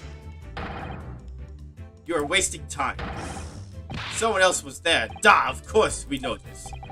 What are you talking about? What are you talking about? Bulkhead was bolted shut from inside. There was no way in or out. Oh yes. That's incorrect. And the only other person in the cabin when young student died was you. Yes! Yes! It's true, I was in the cabin when it happened. You were shut inside the cabin wardrobe, to be precise about the details. But I don't know Russian. There's no way I would have left the message. Not would have. There's no way you could have left that message, to be precise about the details. Would you mind? Forgive me, my dear. As I was saying, the person in question wrote the word wardrobe in Russian on the floor in an attempt to incriminate me for the crime, even though I had been asleep in there the entire time. And then, the same person picked up the broken glass bell that had fallen onto the floor, for fear of it becoming evidence that would show how Mr. Asagawa really died. But why wouldn't this person have taken all the pieces of the bell away? Leaving half behind was also going to raise some questions. Yes, well, it was past 1 o'clock in the early hours of the morning. The cabin would have been quite dark. True. The single small lamps suspended from the ceiling would barely have cast any light onto the floor. Little wonder there when the culprit failed to notice a fragment of the tiny item. You all suspect me, don't you? Hold it! Seaman Stroganoff? Nina is woman of sea. She is daughter of strong sailor. 2 years ago, they noticed her dancing skills and she went away to join ballet company. But before she was dancer on the ship, a member of ship's band. You do not accuse ship's angel of being criminal. Ah, so that's it. You say that when young student died, Nina was there in his cabin. That is not possible. I give my tooth. Well, this is almost interesting. And why would you give your tooth, pray? How can you be so sure? You are a great detective, you should. Look truth in eyes. Cabin bulkhead was bolted shut from inside. Nobody could get into cabin. Not Nina, not anyone. Or you want to tell me that killer can lock doors? Net, it's impossible. He's right. But wait, I've read about this in detective stories. People often tie threads around door latches. So they can open and close them from the outside. Thread? Are you stupid?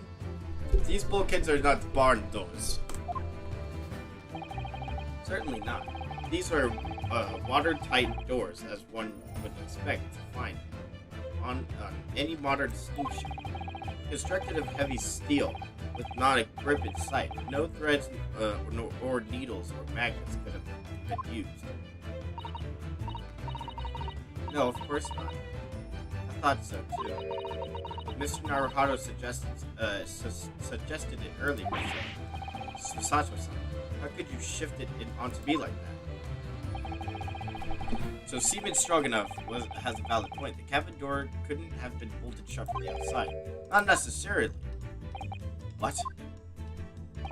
I put it to you that I could bolt this cabin door without laying a finger. And it's very in this very cabin we can see the traces of the method I have in mind having been used before. I don't believe it. Well, Mr. Naruhito, I believe you know what I mean, don't you?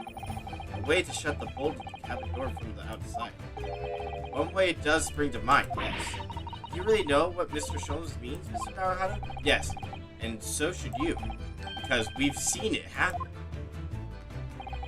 Indeed we have. So would you care to do the honors, Mr. Naruhito? Point out the telling science method that was used. Yes! Look at the bookcase there. You see how the books and things on it toppled over? That must have happened when the ship made its emergency stop before. Yes, that's right. It's a very powerful vessel after all. When the emergencies are thrown into reverse, engines are reverted to reverse, a violent jolt goes across the entire ship. Any small objects that aren't fastened down or that are bound to fall over. I believe, yes, it's what's known as the force of inertia. I think that's inertia. Whatever. Active on the objects. Is there nothing Satoru-san doesn't know, or that isn't in her book at least? Well, whatever it's called, the same force that pushed over those books on the bookcase also made something else in the cabin move. The bolt on the cabin door. It was very obvious just after the emergency stop that the ship made it earlier. We had come into the ship not long before, and we had it bolted the door. But then the door was bolted. Hello? Is anybody in there? Shout if you need assistance. Oh, that sounds like Inspector Hasanagana. Whatever. Hasagana. Oh, yes.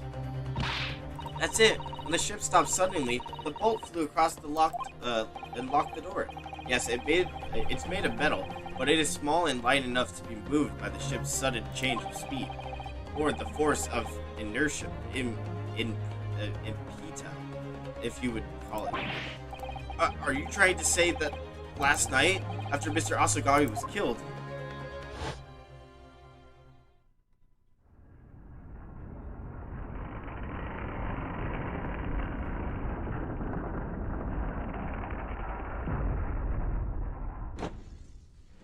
there it is. The SS Mura made another emergency stop. When I woke up this morning and looked around the cabin, I thought it looked a little odd.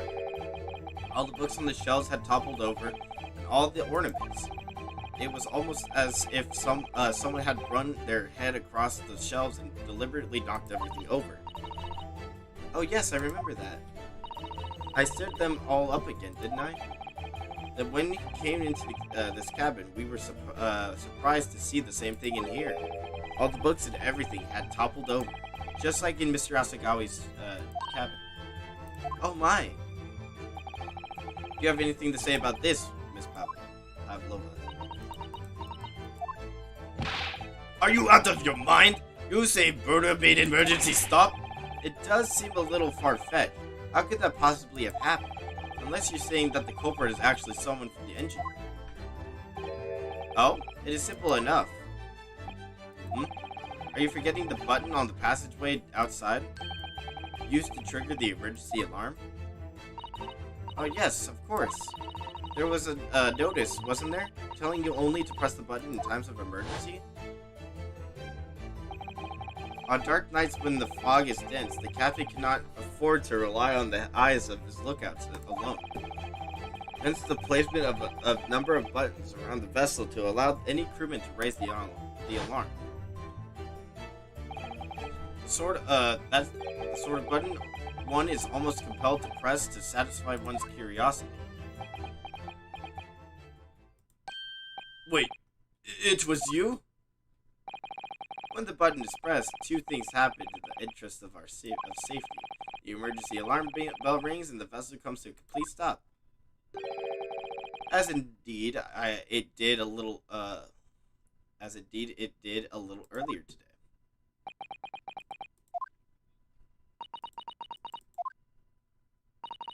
Mr. Sholmes, surely it wasn't you who... As I always say, a button has but one purpose in life. To be pressed. Whatever the occasion. He sounds almost proud of himself. How dare you mess with ship! I report you to Captain. You are in much trouble now. No, I'm sure all of that can wait until later. Let us not overlook the fact that we have now learnt a valuable lesson. When the vessel makes an emergency stop, the bolts on the cabin door slide closed. So, what we must now consider...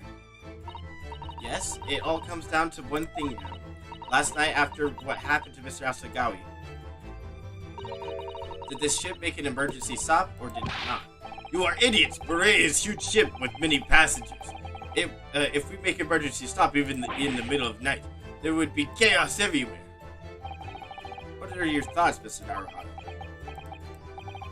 Well, it's certainly possible that some kind of emergency happened last night. We have evidence to support that idea. Really? What evidence, Mr. Naruhara? Fascinating. Do show us, my good man. What's the evidence? What evidence promotes the theory that some emergency gripped this vessel last night?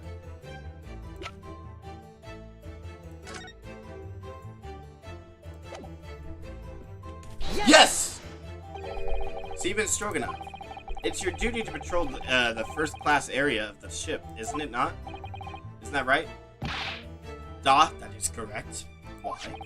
And the ship's log here. This would be where you record the details of your duties. What are you doing with that? That is mine. You rather carelessly left it atop of the little makeshift baru in the passageway out there. But as responsible passengers, we took it into our care with a mind to return it to it later. I left it there on purpose. That is where I put it always. The point is, looking at what you usually record, it's clear that under normal circumstances, you write the phrase "nothing to report" every 30 minutes. But from 2 o'clock last night until first lights this morning, nothing was recorded at all. Nothing recorded in the log? That is... because nothing happened. But if nothing happened, you would normally write "nothing to report," wouldn't you? Oh! Indeed, so which tells us that shortly after 2 a.m., something happened. Here aboard the SS Brewer. Something significant to make you forget to fill in the ship's log in fact. Are you suggesting that the ship really did make an emergency stop in the middle of the night? Stop talking rubbish! If I'm perfectly honest, I find that a little hard to believe myself. Oh, why? Well, because if something as major as an emergency stop really had happened, surely all of us would have noticed. It's very true. Thanks to the emergency stop we experienced earlier, we all know what it feels like now.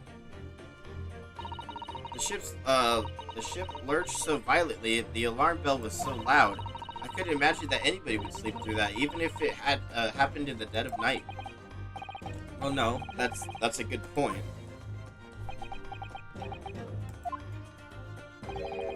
What of the throbbing? Sorry, what do you mean? Your head, man. The throbbing of your head since this morning. We have all suffered with it. Ah! Oh yes, I have had a headache, you're right. In fact, I haven't been feeling myself since I woke up today. Nor have I. My head has been feeling heavier ever since dawn. Yes, you've all been affected, haven't you? Just as I suspected. He's right, my head's been throbbing today too. And since eating dinner yesterday evening, everything has felt sort of hazy. I can't really remember anything that happened after I climbed back inside the wardrobe. Then the first thing I noticed this morning was the throbbing pain in my head. I'd already been dragged out of the wardrobe and had those handcuffs put on me by the point. Why didn't I wake up when all of that was happening to me? Sleeping pills, maybe? Tell me, Mr. Naruhara. You boarded this vessel as a stowaway, didn't you? Oh, well, yes. Sorry. The stowaway class of accommodations don't usually include meals. What did you survive on? Well, Kazuma looked after me.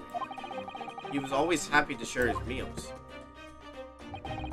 So you enjoyed some of the whole roast chicken dish that was served yesterday evening, I take it? Yes, in fact. I had all of that. Kazuma wasn't found chicken. Oh, really? So the victim didn't eat any of the chicken at all. That's right. He didn't touch it. Is that relevant? My dear fellow, does that not strike you?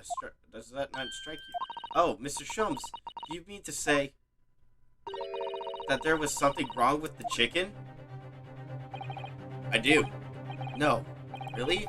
Is that really true? The meal prepared by for the passengers last night had been tampered with.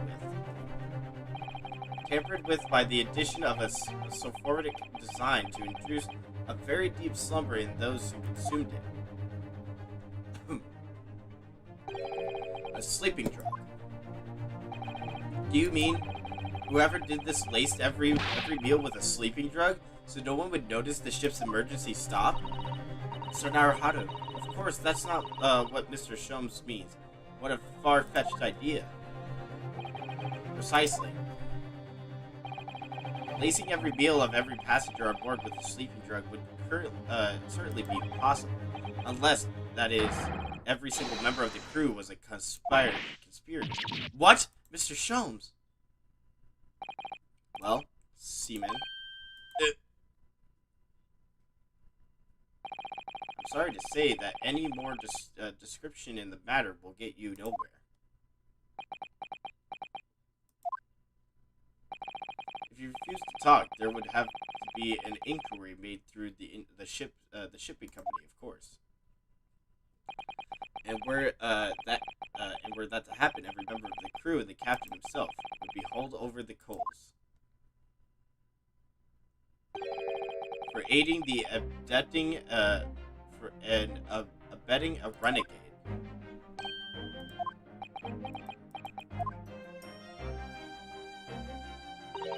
Please, no more. I will tell everything. I cannot make problems like this. For everyone anymore. These crewmen are your former comrades, I believe. Yes, so when I decided to run away, I asked them to help me. We all agreed to help, everyone together. She threw away everything, her fame in the ballet, Mother Russia. We wanted to help our angel. I don't believe it. You are right. We put sleeping drug in chicken last night. Yes, I remember now. I did notice chewing on a lump of something strange and bitter at me. Duh. We could not make all drug. How do you say dissolve? Talk about heavy sneezing. At midnight, in waters near Shanghai, we brought our angel on board. She was helped by a comrade on shore with a small fishing boat. While all the passengers of the SS Bureau slept soundly. Thanks to the almost magical effects of the slumber-inducing portion their evening meals had contained. So if that's what happened, the only people awake on the ship last night were the crew people who disliked chicken and the newly boarded passenger, Miss Pavlova. And that means it would have been possible for you. You could have used the emergency stop trick to lock Kazuma's cabin door.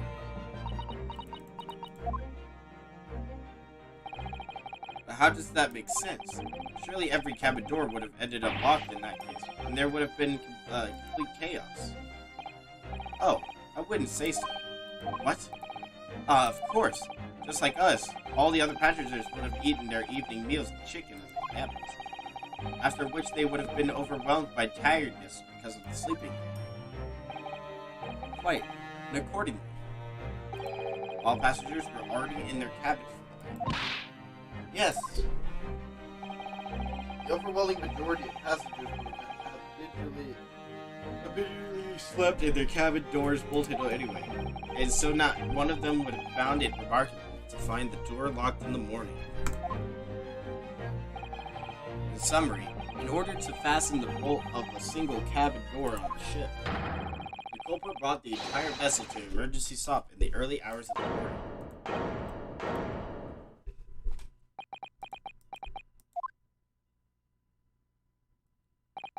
You have talked too long. You have talked long time and said many things. What's his point? The point is what I said earlier. There was somebody else present on the scene when the victim lost his life that last night. Someone who left the message in Russian on the floor in the attempt to incriminate another. Someone who tried desperately to hide the broken fragments of glass that would reveal the culprit's identity. Someone who abused the ship's emergency stop procedure in order to lock a door. All told, a busy night. But I don't know any about any of this. I'm just a little girl. You like to speak with your long English words and explain your clever ideas.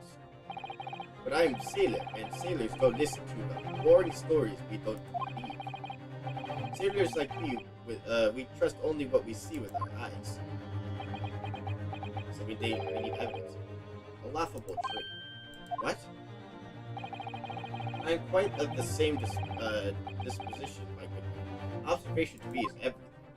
So we have evidence. Mr. Naruhado. Oh, yes. Do you hear it? The accusatory cry of guilt. Or accusatory cry of guilt. Sorry, you've lost me. Proof of involvement, man. But you can't hear such a call with your ears. No. You must hear it with your eyes. For observation is the bias of all deduction. What are you talking about? I believe the time has come. For one final logical... Yes! Logic and reasoning spectacular to expose the truth. Let's go! So, Mr. Naruhado, your assistance if you please. With what exactly, Mr. Sharps? The observation, my dear fellow. Just as I said, of those two predicators. Observation. If you remember, Mr. Naruhado, we know that somebody tried to fabricate evidence, don't we? By tampering with the scene of Mr. Asagawa's death.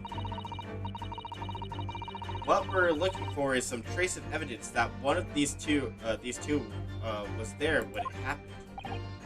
Precisely. You are delightfully quick to grasp my meaning. Alright, I'll see what I can do. So we're looking for a trace of evidence that shows someone was there last night with Kazuma died.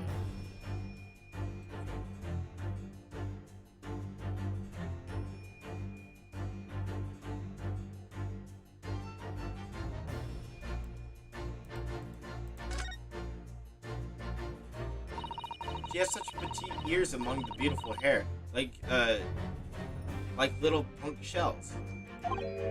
Oh, what's that? There's something attached to her ear. Ah, I expected that's what it's called an earring. It's a little piece of jewelry. An earring. Is it? It really is tiny. Perhaps a part of it is missing. Maybe it broke off. So now all that's left in the is the collapsed part of the that attaches to the ear. If that's the case, she doesn't appear to have noticed that it's broken.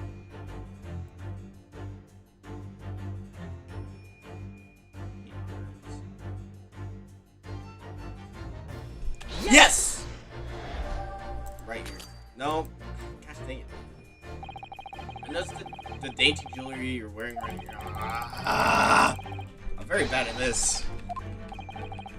Though we haven't actually found anything yet, so whatever.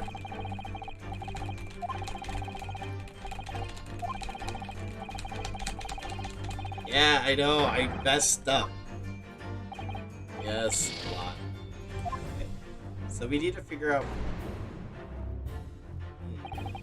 exactly we're supposed to show that someone else was there when Cosmo died.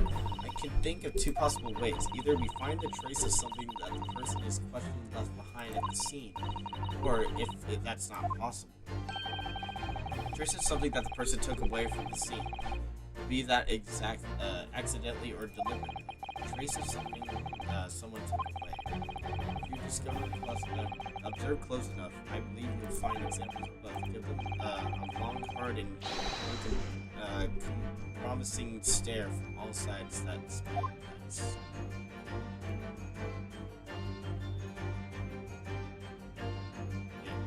I saw it. Yes! It was him! Seaman Stroganoff. You seem to have quite a large purple stain on the back of your white uniform there. Yes, I don't know where the dirt comes from. So nothing in particular comes to mind about the stain. What are you trying to say? It would appear the significance of the stain has escaped your attention, Allow us to make it plain. It's a very large purple stain on the back of Seaman Stroganov's uniform. I think what made it clear is... Indeed it is. So, Mr. Naruhito, present the evidence that proves it. My pleasure. Alright, the evidence that proves what the stain on the back of Seaman Stroganov's uniform really is. Yes! Crime scene photograph. Yes, it's the photograph. This photograph, and the ink it shows. That's what caused the stain on your uniform. Ink. A rather unusual color of ink. Ugh. The penny drops at last. Now you see the significance. The Russian word on the floor next to the victim's body was written in purple ink. And the stain on the back of your uniform is ink of exactly the same color. If the ink had been dry, it couldn't possibly have stained your uniform then. Which means you must have been present in the cabin in the moment immediately after the ink was spilled. Alright, yes. It was me. I did it. Everything. I arranged everything in Dead Student's cabin to make it look like wardrobe bandaged. Then I pressed button like Boru do emergency stop. The boat cabin door shut. I did everything so no one would suspect our angel. Biff, please. Don't worry, Angel. Let me do talking. It was after 1 in the morning. I was on duty patrolling passage, and our angel came to me. She was white like sheet. Biff, please, you must help me. I went with her. The door to cabin number 1 was open. When I looked inside, I saw a student on the floor. What happened here? What happened? Please, don't tell anyone. My little one. My little furry friend. Everything that happened in cabin is like Angel told me.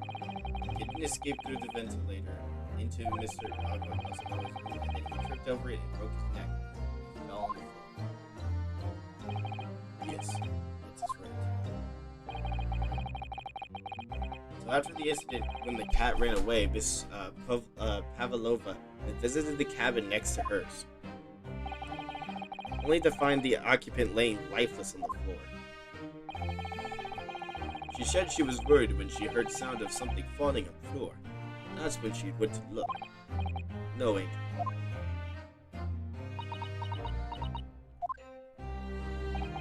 The door was not locked. So she opened and looked, and you already know what happened after. There's just one thing, if you wouldn't mind. What? When you went to Mr. Asagawa's cabin, Miss Pavlov, was he already dead?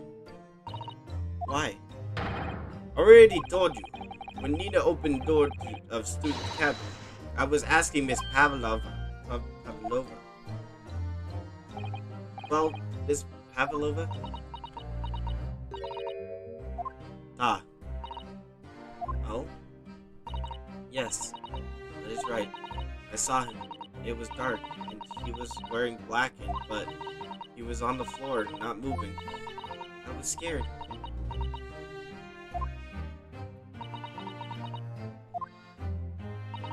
I understand, and I believe you.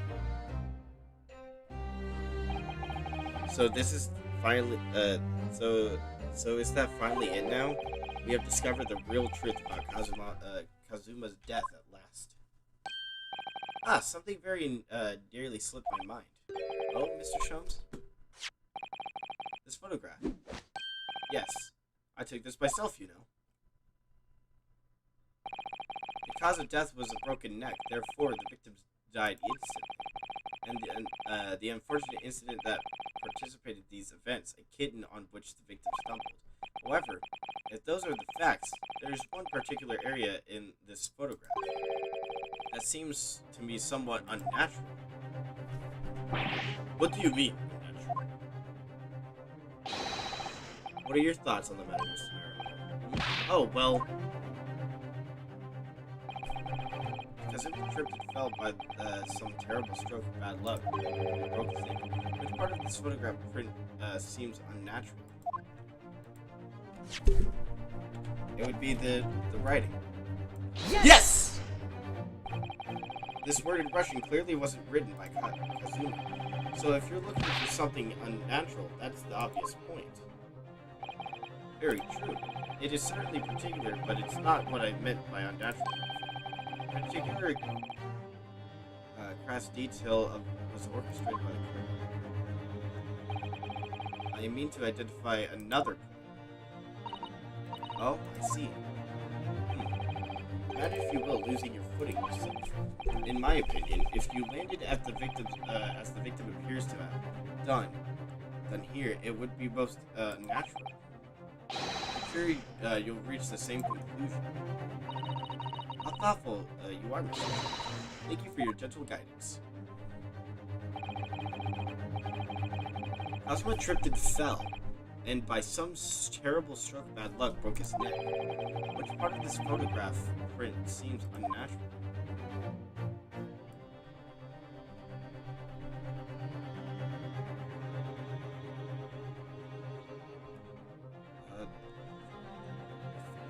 Yes!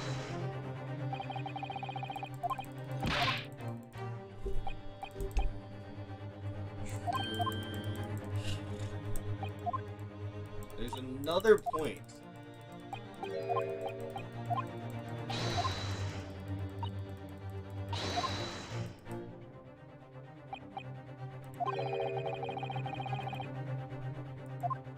That seems unnatural.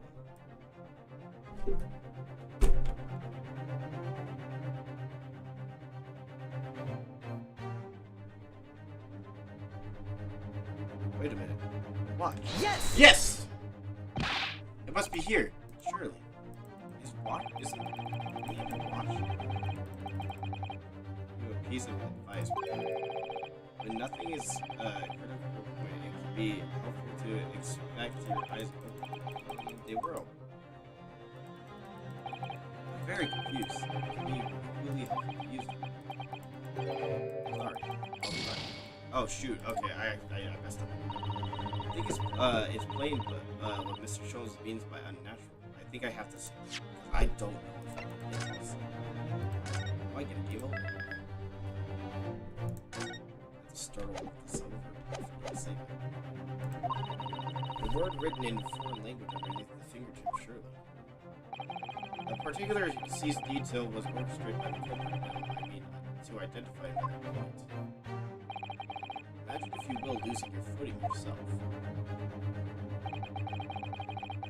If you land as the victim has, what of your hands?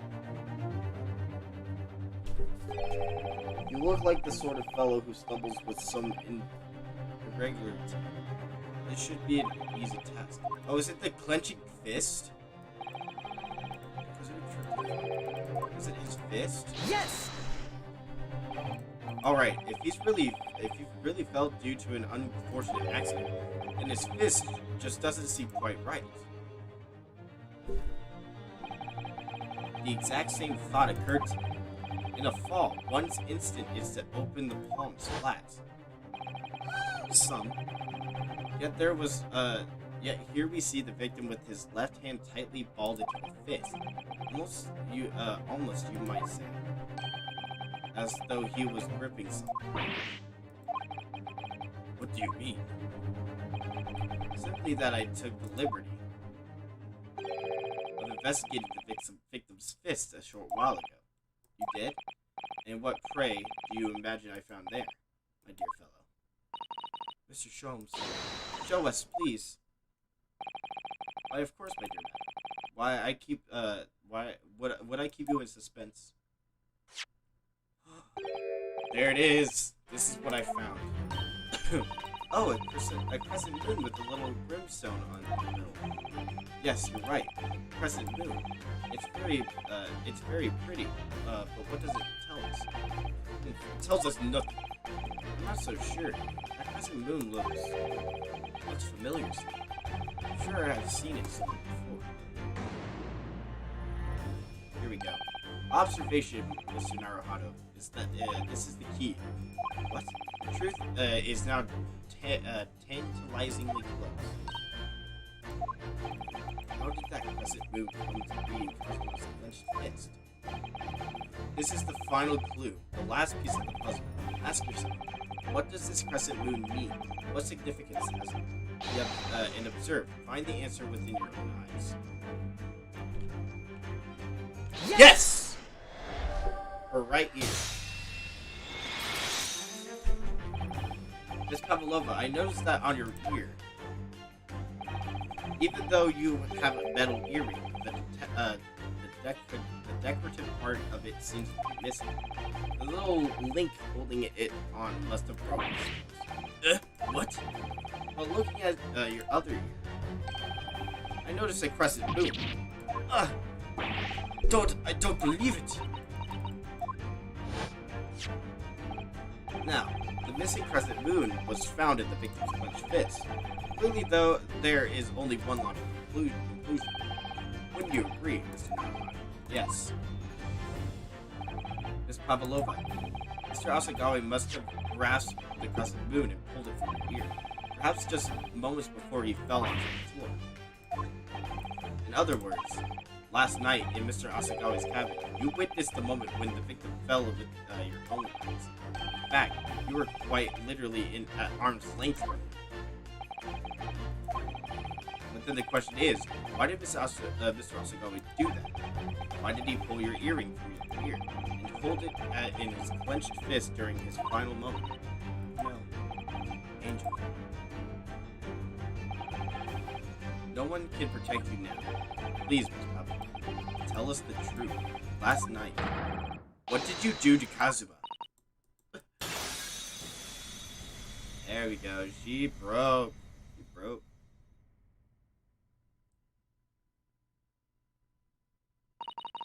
When I think about everything that happened yesterday, it was too much. Running away, the fishing boat in the middle of the night, trying to climb into the huge ship, and then when I was at last at the cabin and could relax after this horrible long day.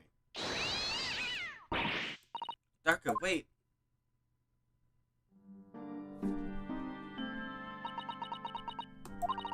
I couldn't believe it when she disappeared to the ventilator. I tried to call her with a little whistle. I tried waving her favorite toy, but nothing worked. Darko would not come back. Was he holding the cat?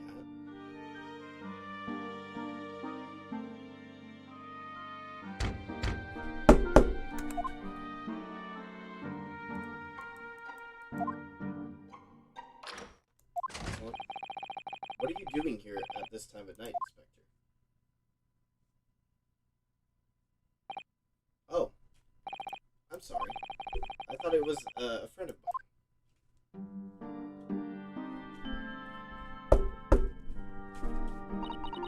The young man from your country. He was very polite and kind. He helped me to find Darka, and he promised not to tell anyone. But then, when I heard my friend in my arms again, I was going to leave the man's cabin. Just a moment. Sorry, but... Oh, yes? I'm sure I know your face. I've seen you somewhere before. Huh? Of course. You're Nikolana Pavlova, aren't you? A Russian ballet. Huh? No, I don't know that name. My heart nearly stopped when he said that. He knew who I was. How could this man from a land in that far away east from a Russian ballet? Whatever. Yes, I saw your performance in Japan. the beauty of the ballet made a deep impression on me. But what are you doing on this ship? I'm sure I read that your ballet company was performing in Shanghai at the moment. I can't fool him. I have to tell him the truth and hope he doesn't tell anyone. I have no other choice. I see. So you've run away. Please keep my secret. Don't tell anyone. Give me a moment. I could use another opinion.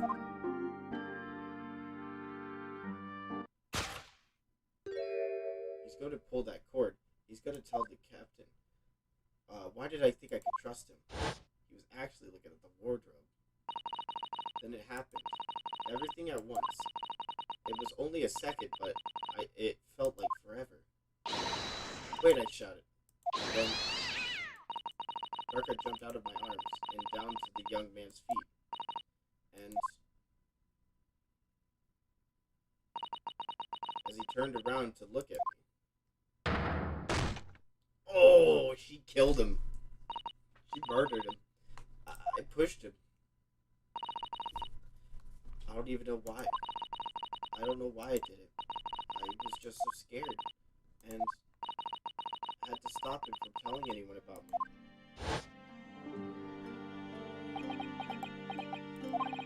And that's when you went to fetch help from Seabin Stroganoff, who was on duty out in the passage.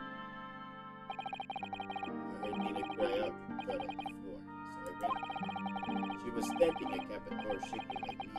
She looked at me and said, "Help me, Biff. If they find out, I will be pleased. I have nowhere to go." So you decide to help. And that's when you arranged things in Kazuma's cabin to make it look like I did it. That's when, so that no one would suspect the passenger in the cabin next door. Yes. I went to the cabin and looked around to make sure there was nothing to show Nina was there. And then I found stowaway, wardrobe, still sleeping. Right, that's when he found her. So you worked out a plan to lay the blame on the stowaway. I closed wardrobe doors and put strange paper saying. Luckily for me, that's the only reason Sato-san started to believe me. When I said it, I was innocent. I dragged those men out with the place and used ink and was scrolled on to write on the floor. I wrote so that person who found him would look inside wardrobe and found stowaway. And tell me, what of the glass bell? It was by my feet, so I picked it up. I see. But it was dark in the cabin. I didn't notice the other half. Then Angel went back to her cabin and I finished it. By pressing the emergency alarm button in the passenger. Yes. I knew I was innocent. According to the SS Bureau, it did indeed come to an emergency halt at a little after 2 a.m. Thus, it's inciting the bolt on the cabin door to slide shut, creating the locked room mystery.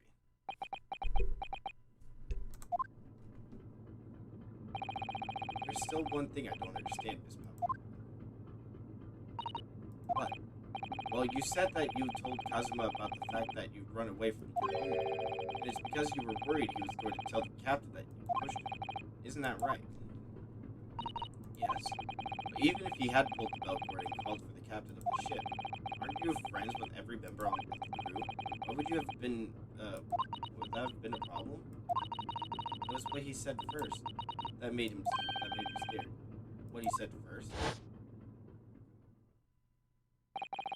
What are you doing here at this time of night, Inspector? Oh. I'm sorry.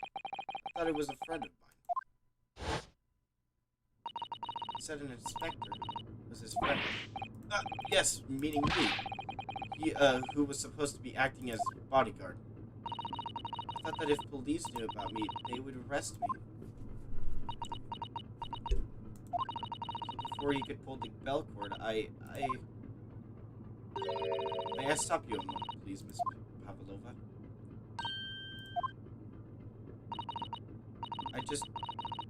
Doesn't seem to make sense. I mean, was Mr. Asagawa really going to pull the bell cord? I don't know. What? What do you think, Mr. Naruhito? Well, I'm not Kazuma, so I can't know for certain, but he was a man of his word.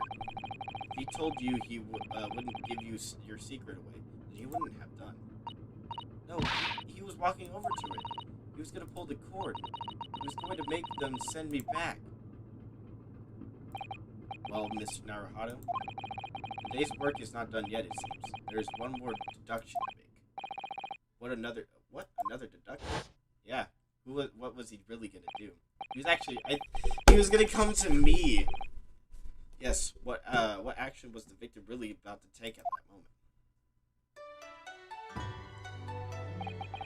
Can we determine whether the young man's gaze was correct?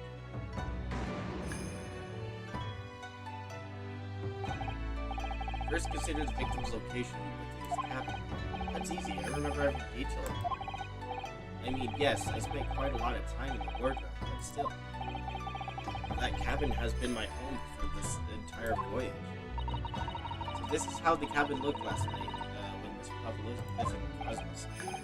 Yes, it's exactly how it was. Are you ready then, Mr. Naruhito? Yes. If there's one thing I've learned today, it's that a simple gaze can reveal all manner of truths. And not only that, in order to draw the right conclusion, you can't afford to be out by even a little bit when you're following the gaze of where it lands. So when he turned away from Miss Pavlova, what exactly was Kazuma looking at? Kazuma looking at? Take that! The wardrobe. Considering everything that had happened last night, certainly it may have looked as though Kazuma was going to ring the bell. Yes, however, what is directly beside the bell cord, the wardrobe. The wardrobe? And more importantly, what was inside them. Man's great friend, sleeping soundly. Miss Pavlova, please think back very carefully. What were Mr. Asagawa's exact words last night? Give me a moment. I could use another opinion. Another opinion? Yes, but not from a member of the crew. No, Mr. Asagawa intended to consult his close friend on the matter. See if between them they might be able to help in some way, no doubt. Oh, no. Sadly, you can't know the truth for certain now. It's too late for that. But I wish you had made sure of what Mr. Asagawa was looking at. Things may have ended very differently if you had.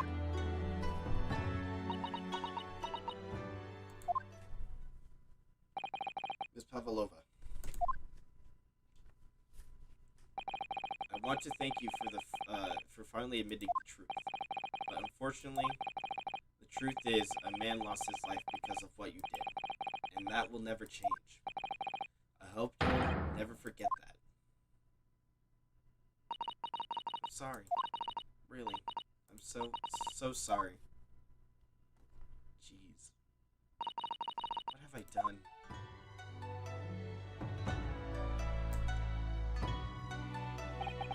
So, at long last, the mystery surrounding the tragic accident on the SS Bureau is finally laid to rest.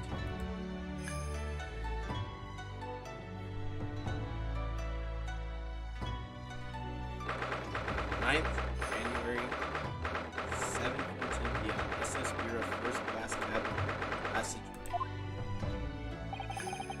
What will happen to Miss Pavlova now then? Once we reach Great Britain, she'll be handed over to the British police at Scotland Yard. What about the fact that she ran away from Russia? Will the Russians try to recuperate her? Apparently, the English detective can speak to the immigration office and sort all that out. Mr. Sholmes can do that. So she won't go back to Russia then? No, I don't think so. Even if she wanted to return in the future, I doubt she would be able to. She ran away, so now she's in exile for life. I see. I'm so Seaman Stroganoff. I wanted to help our angel, not the one. But I didn't think about how you lost good friend. You will go with me. I will give myself to punishment. That's kind of it. In the meantime, thank you for letting me go free. Kazuma's death feels like such a waste. But, well, do what you can for Miss Pavlova. Da. Well, I'm afraid you need to pack now. We're due to arrive in Hong Kong tomorrow. As much as it pains me, I'm going to have to hand you over to the council to arrange your passage back to Japan. Yes. I did stow away after all. I couldn't really expect any different. So, you should get back to your cabin now. He lied to me. He's gonna lie to me. Looks like my study tour to Great Britain is over before it's even begun. The thing that only days ago, Kazuma and I were laughing together about how we'd tear up the streets of London. That seems like a distant memory now. Oh, what's that? Is it someone weeping?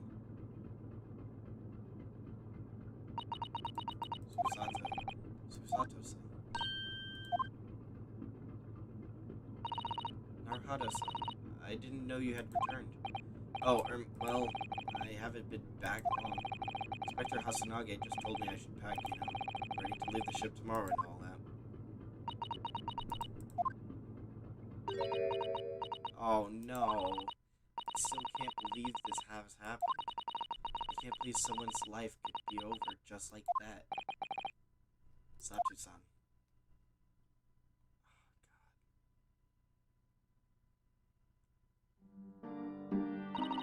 He had such grand ideas for the visit to Great Britain, so many dreams, and now they've been cruelly taken away, just as he has. I thought I could never forgive the person responsible. But now we know the truth. That it was just an accident. Just a silly series of mishaps. Too much, Naruhado-san. It's just too much. Yes, I know. I wish there was something I could say. Inspector, my duty was to see Asagawa-san safely to Great Britain, but I failed. And caused his two closest friends great pain and suffering. Let everyone down. I will do anything to make up for my terrible death. Nobody blames you, Inspector.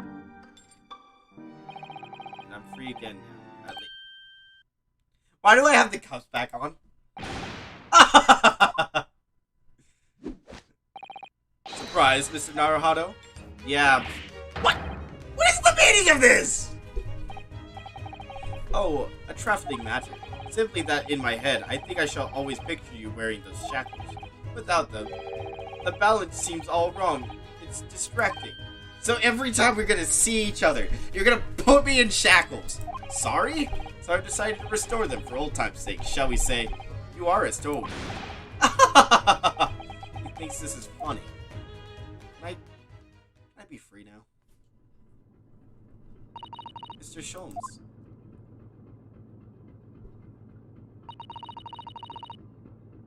We do appreciate all your assistance. I'd like to thank you from the bottom of my heart. Not at all, not at all. And though it's a little late, may I offer my silent condolences. The loss of your companion is truly heart-tending. I hope you will be able to fulfill some of his aspirations in his honor. I'm afraid that won't be possible. We shall be disembarking on the next port, Hong Kong. We have to return to Japan and make a full report about everything that's happened. What? Wait a minute. It's just me that has to go back, isn't it? I mean, I was the stowaway.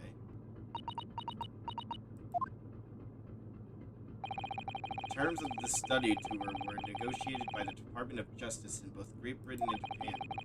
It was to be one lawyer and one assistant. It was to be. In the light of Mr. Asagawa's unfortunate death, I'm afraid the study tour can no longer go ahead. No, I don't care for me, but... Of course, Sato-san. My dear fellows, the majority of problems have an extreme simple solution, you know. All you require is one lawyer, and the study tour can continue surely. Wait, whoa. But there's no one with the necessary qualifications, Mr. Sholmes. We know no other lawyer. Qualifications, you say? Any qualifications obtained in your own country will be a little value in Great Britain, I'm afraid. Oh, but anyway, the voyage to London still promises a good month of time. Ample opportunity. I would say to find yourselves another suitable lawyer. Yes. Miss Susato. Yes. Do you think perhaps I might be able to do it? But you're not a lawyer, Mr. Naruhodo. Oh, unless. Are you studying law? No, I'm not, but... I'm sorry, in that case, I don't think there's a chance I could work. But as I said, there is still more than a month before we reach English shores. Isn't that right, Mr. Naruhodo? Yes, I have a month in which to study, to learn what I must become to a lawyer in Great Britain. Mr. Naruhodo, that's ridiculous. Are you seriously suggesting anybody could learn all that in just 40 days? There's only one way to find out. I would work my fingers to the bone, Inspector, every single day. Will you let me try? And if by the time we reach Great Britain, I haven't learned enough to be recognized as a lawyer, I'll take whatever punishment is deemed appropriate. But why put yourself in such a difficult position? For Cosmo, he said that there was something he had to do in Great Britain, and that he would sacrifice anything to make it happen. He was passionate about it. I can't let all that pass and just come to nothing. And anyway, it's for my own benefit too.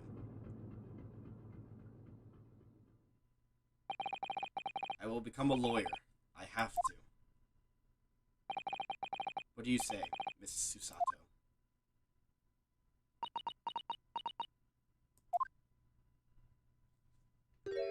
Aw, she smiled. I think it's a wonderful idea. Thank you.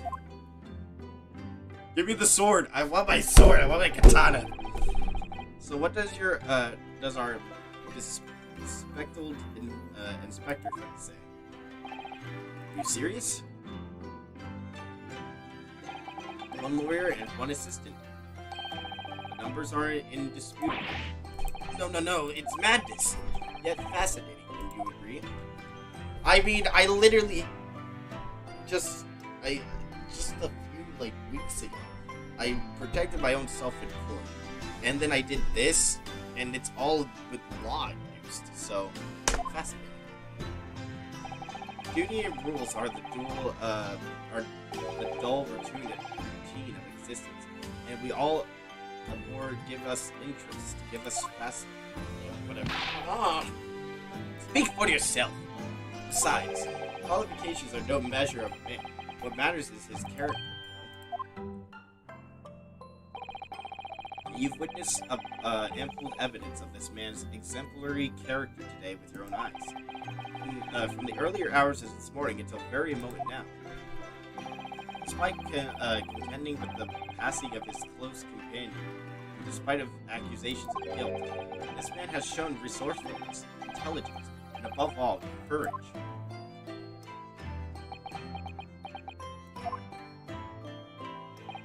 Very well. Think of a clever way to word my report to the Department of Justice. Speckled. After all, I didn't just make a promise tonight. I said that I'd do anything at all to make up for my shortcuts. Oh, thank you, Inspector. If you'll excuse me, I must pay a visit to the captain's quarters. We need to discuss what to do next and how best to make the report. Goodbye, Hasunaga. Are you really prepared to attempt this, Mr. Naruhado? Yes, I'm going to try. I wonder, would you consider teaching me what I need to know? Everything about being a lawyer. Smile. I would be delighted to help you. I am a judicial assistant. Thank you. And Mr. Naruhado, I'd like you to take charge of this. Yes, we get the katana! But me? Are you sure? I'm sure it's what Kazuma-sama would have wanted. His name is Karuma. It's a great sword that's been in Usagi for generations. Very well. I accept. I'll treasure it always. It will never leave my side. So then, Miss Susato, it seems we'll be working together for some time. It will be an honor, Mr. Naruhado. Time to start. And for the next 40 days, I shan't grant you a single minute of freedom. We shall fill every spare moment with study. Yes, that's exactly what I need. But before we begin, I have an earnest favor to ask of you, too. Goodness, what is it? Please throw me to the ground. 3 times. What? I should never have doubted you. You were Kazuma-sama's closest friend. Of course, you would never have done anything to hurt him. That should have been obvious to me from the start. But I allowed suspicion to get the better of me. And no matter how upset I was feeling, it was completely unforgivable behavior. No, you were in shock. You just found out about me stowing away. No, I won't let you make excuses for me. Whatever the circumstances, I should never have thrown you, and not just once, but 5 times. That number keeps creeping up on me, doesn't it? Please, you must. Just take a hold of me and throw me. Do it. Don't ever think about it. No. I don't even know how. I've never thrown anyone in my life. Very wise, Mr. Naruto. It isn't a skill one acquires without considerable training. Oh, Mr. Sholmes. I observed your throw technique several times with great interest. I confess I am most impressed.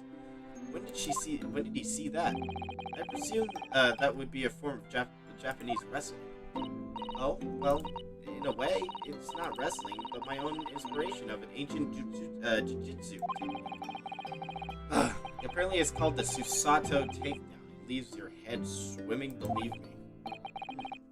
How boonga. I am a practitioner of the combative arts myself. I am somewhat accomplished boxer. He's punching her. There he goes, dancing around again. I wonder if you'd be so kind as to instruct me on the technique of your resting throws.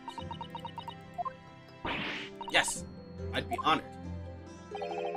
Then let us not dally. Demonstrate my madam. Oh, of course. No. Are you ready, Mr. Naruhado?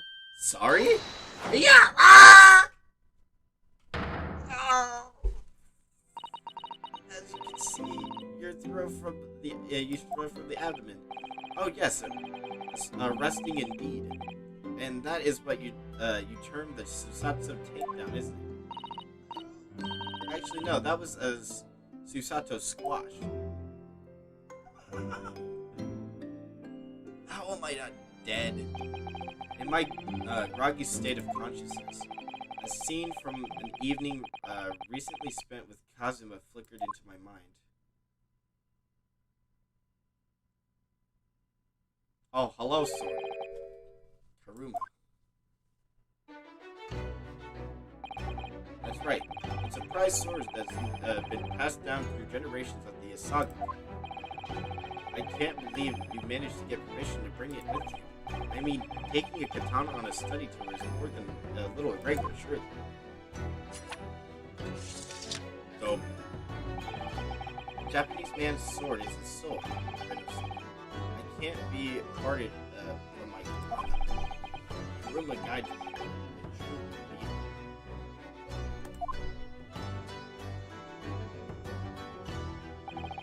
So its name compiles its wielder to silence evil in two.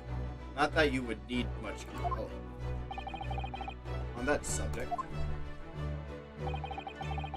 there's something very important that I have to do in Great Britain. I'll sacrifice anything to make it happen. I'd appreciate you seeing it through. Of course I will. Whatever it is, I'll see it through to the end. He's still gonna do that. I knew you wouldn't let me down. That important thing he had to do. I still don't know what it was.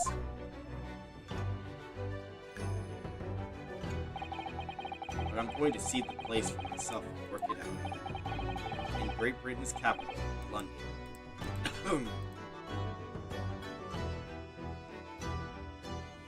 And that is the end of part 2 of episode 2. Crash Course Candidate. We shall save our progress, and that will be the end of the stream.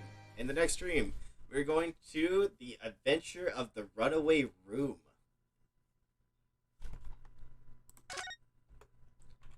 So, I hope you all have enjoyed. That was a great part. I didn't expect any of that. That was dope with like the dancing around with like Sherlock Holmes or Herlock Sholmes, and just getting to be with them and like investigating and doing all that, just doing and presenting the evidence and all that. But hopefully, we'll be able to take it to court this time. So, I hope everyone enjoyed, and I will see you all later. Peace out.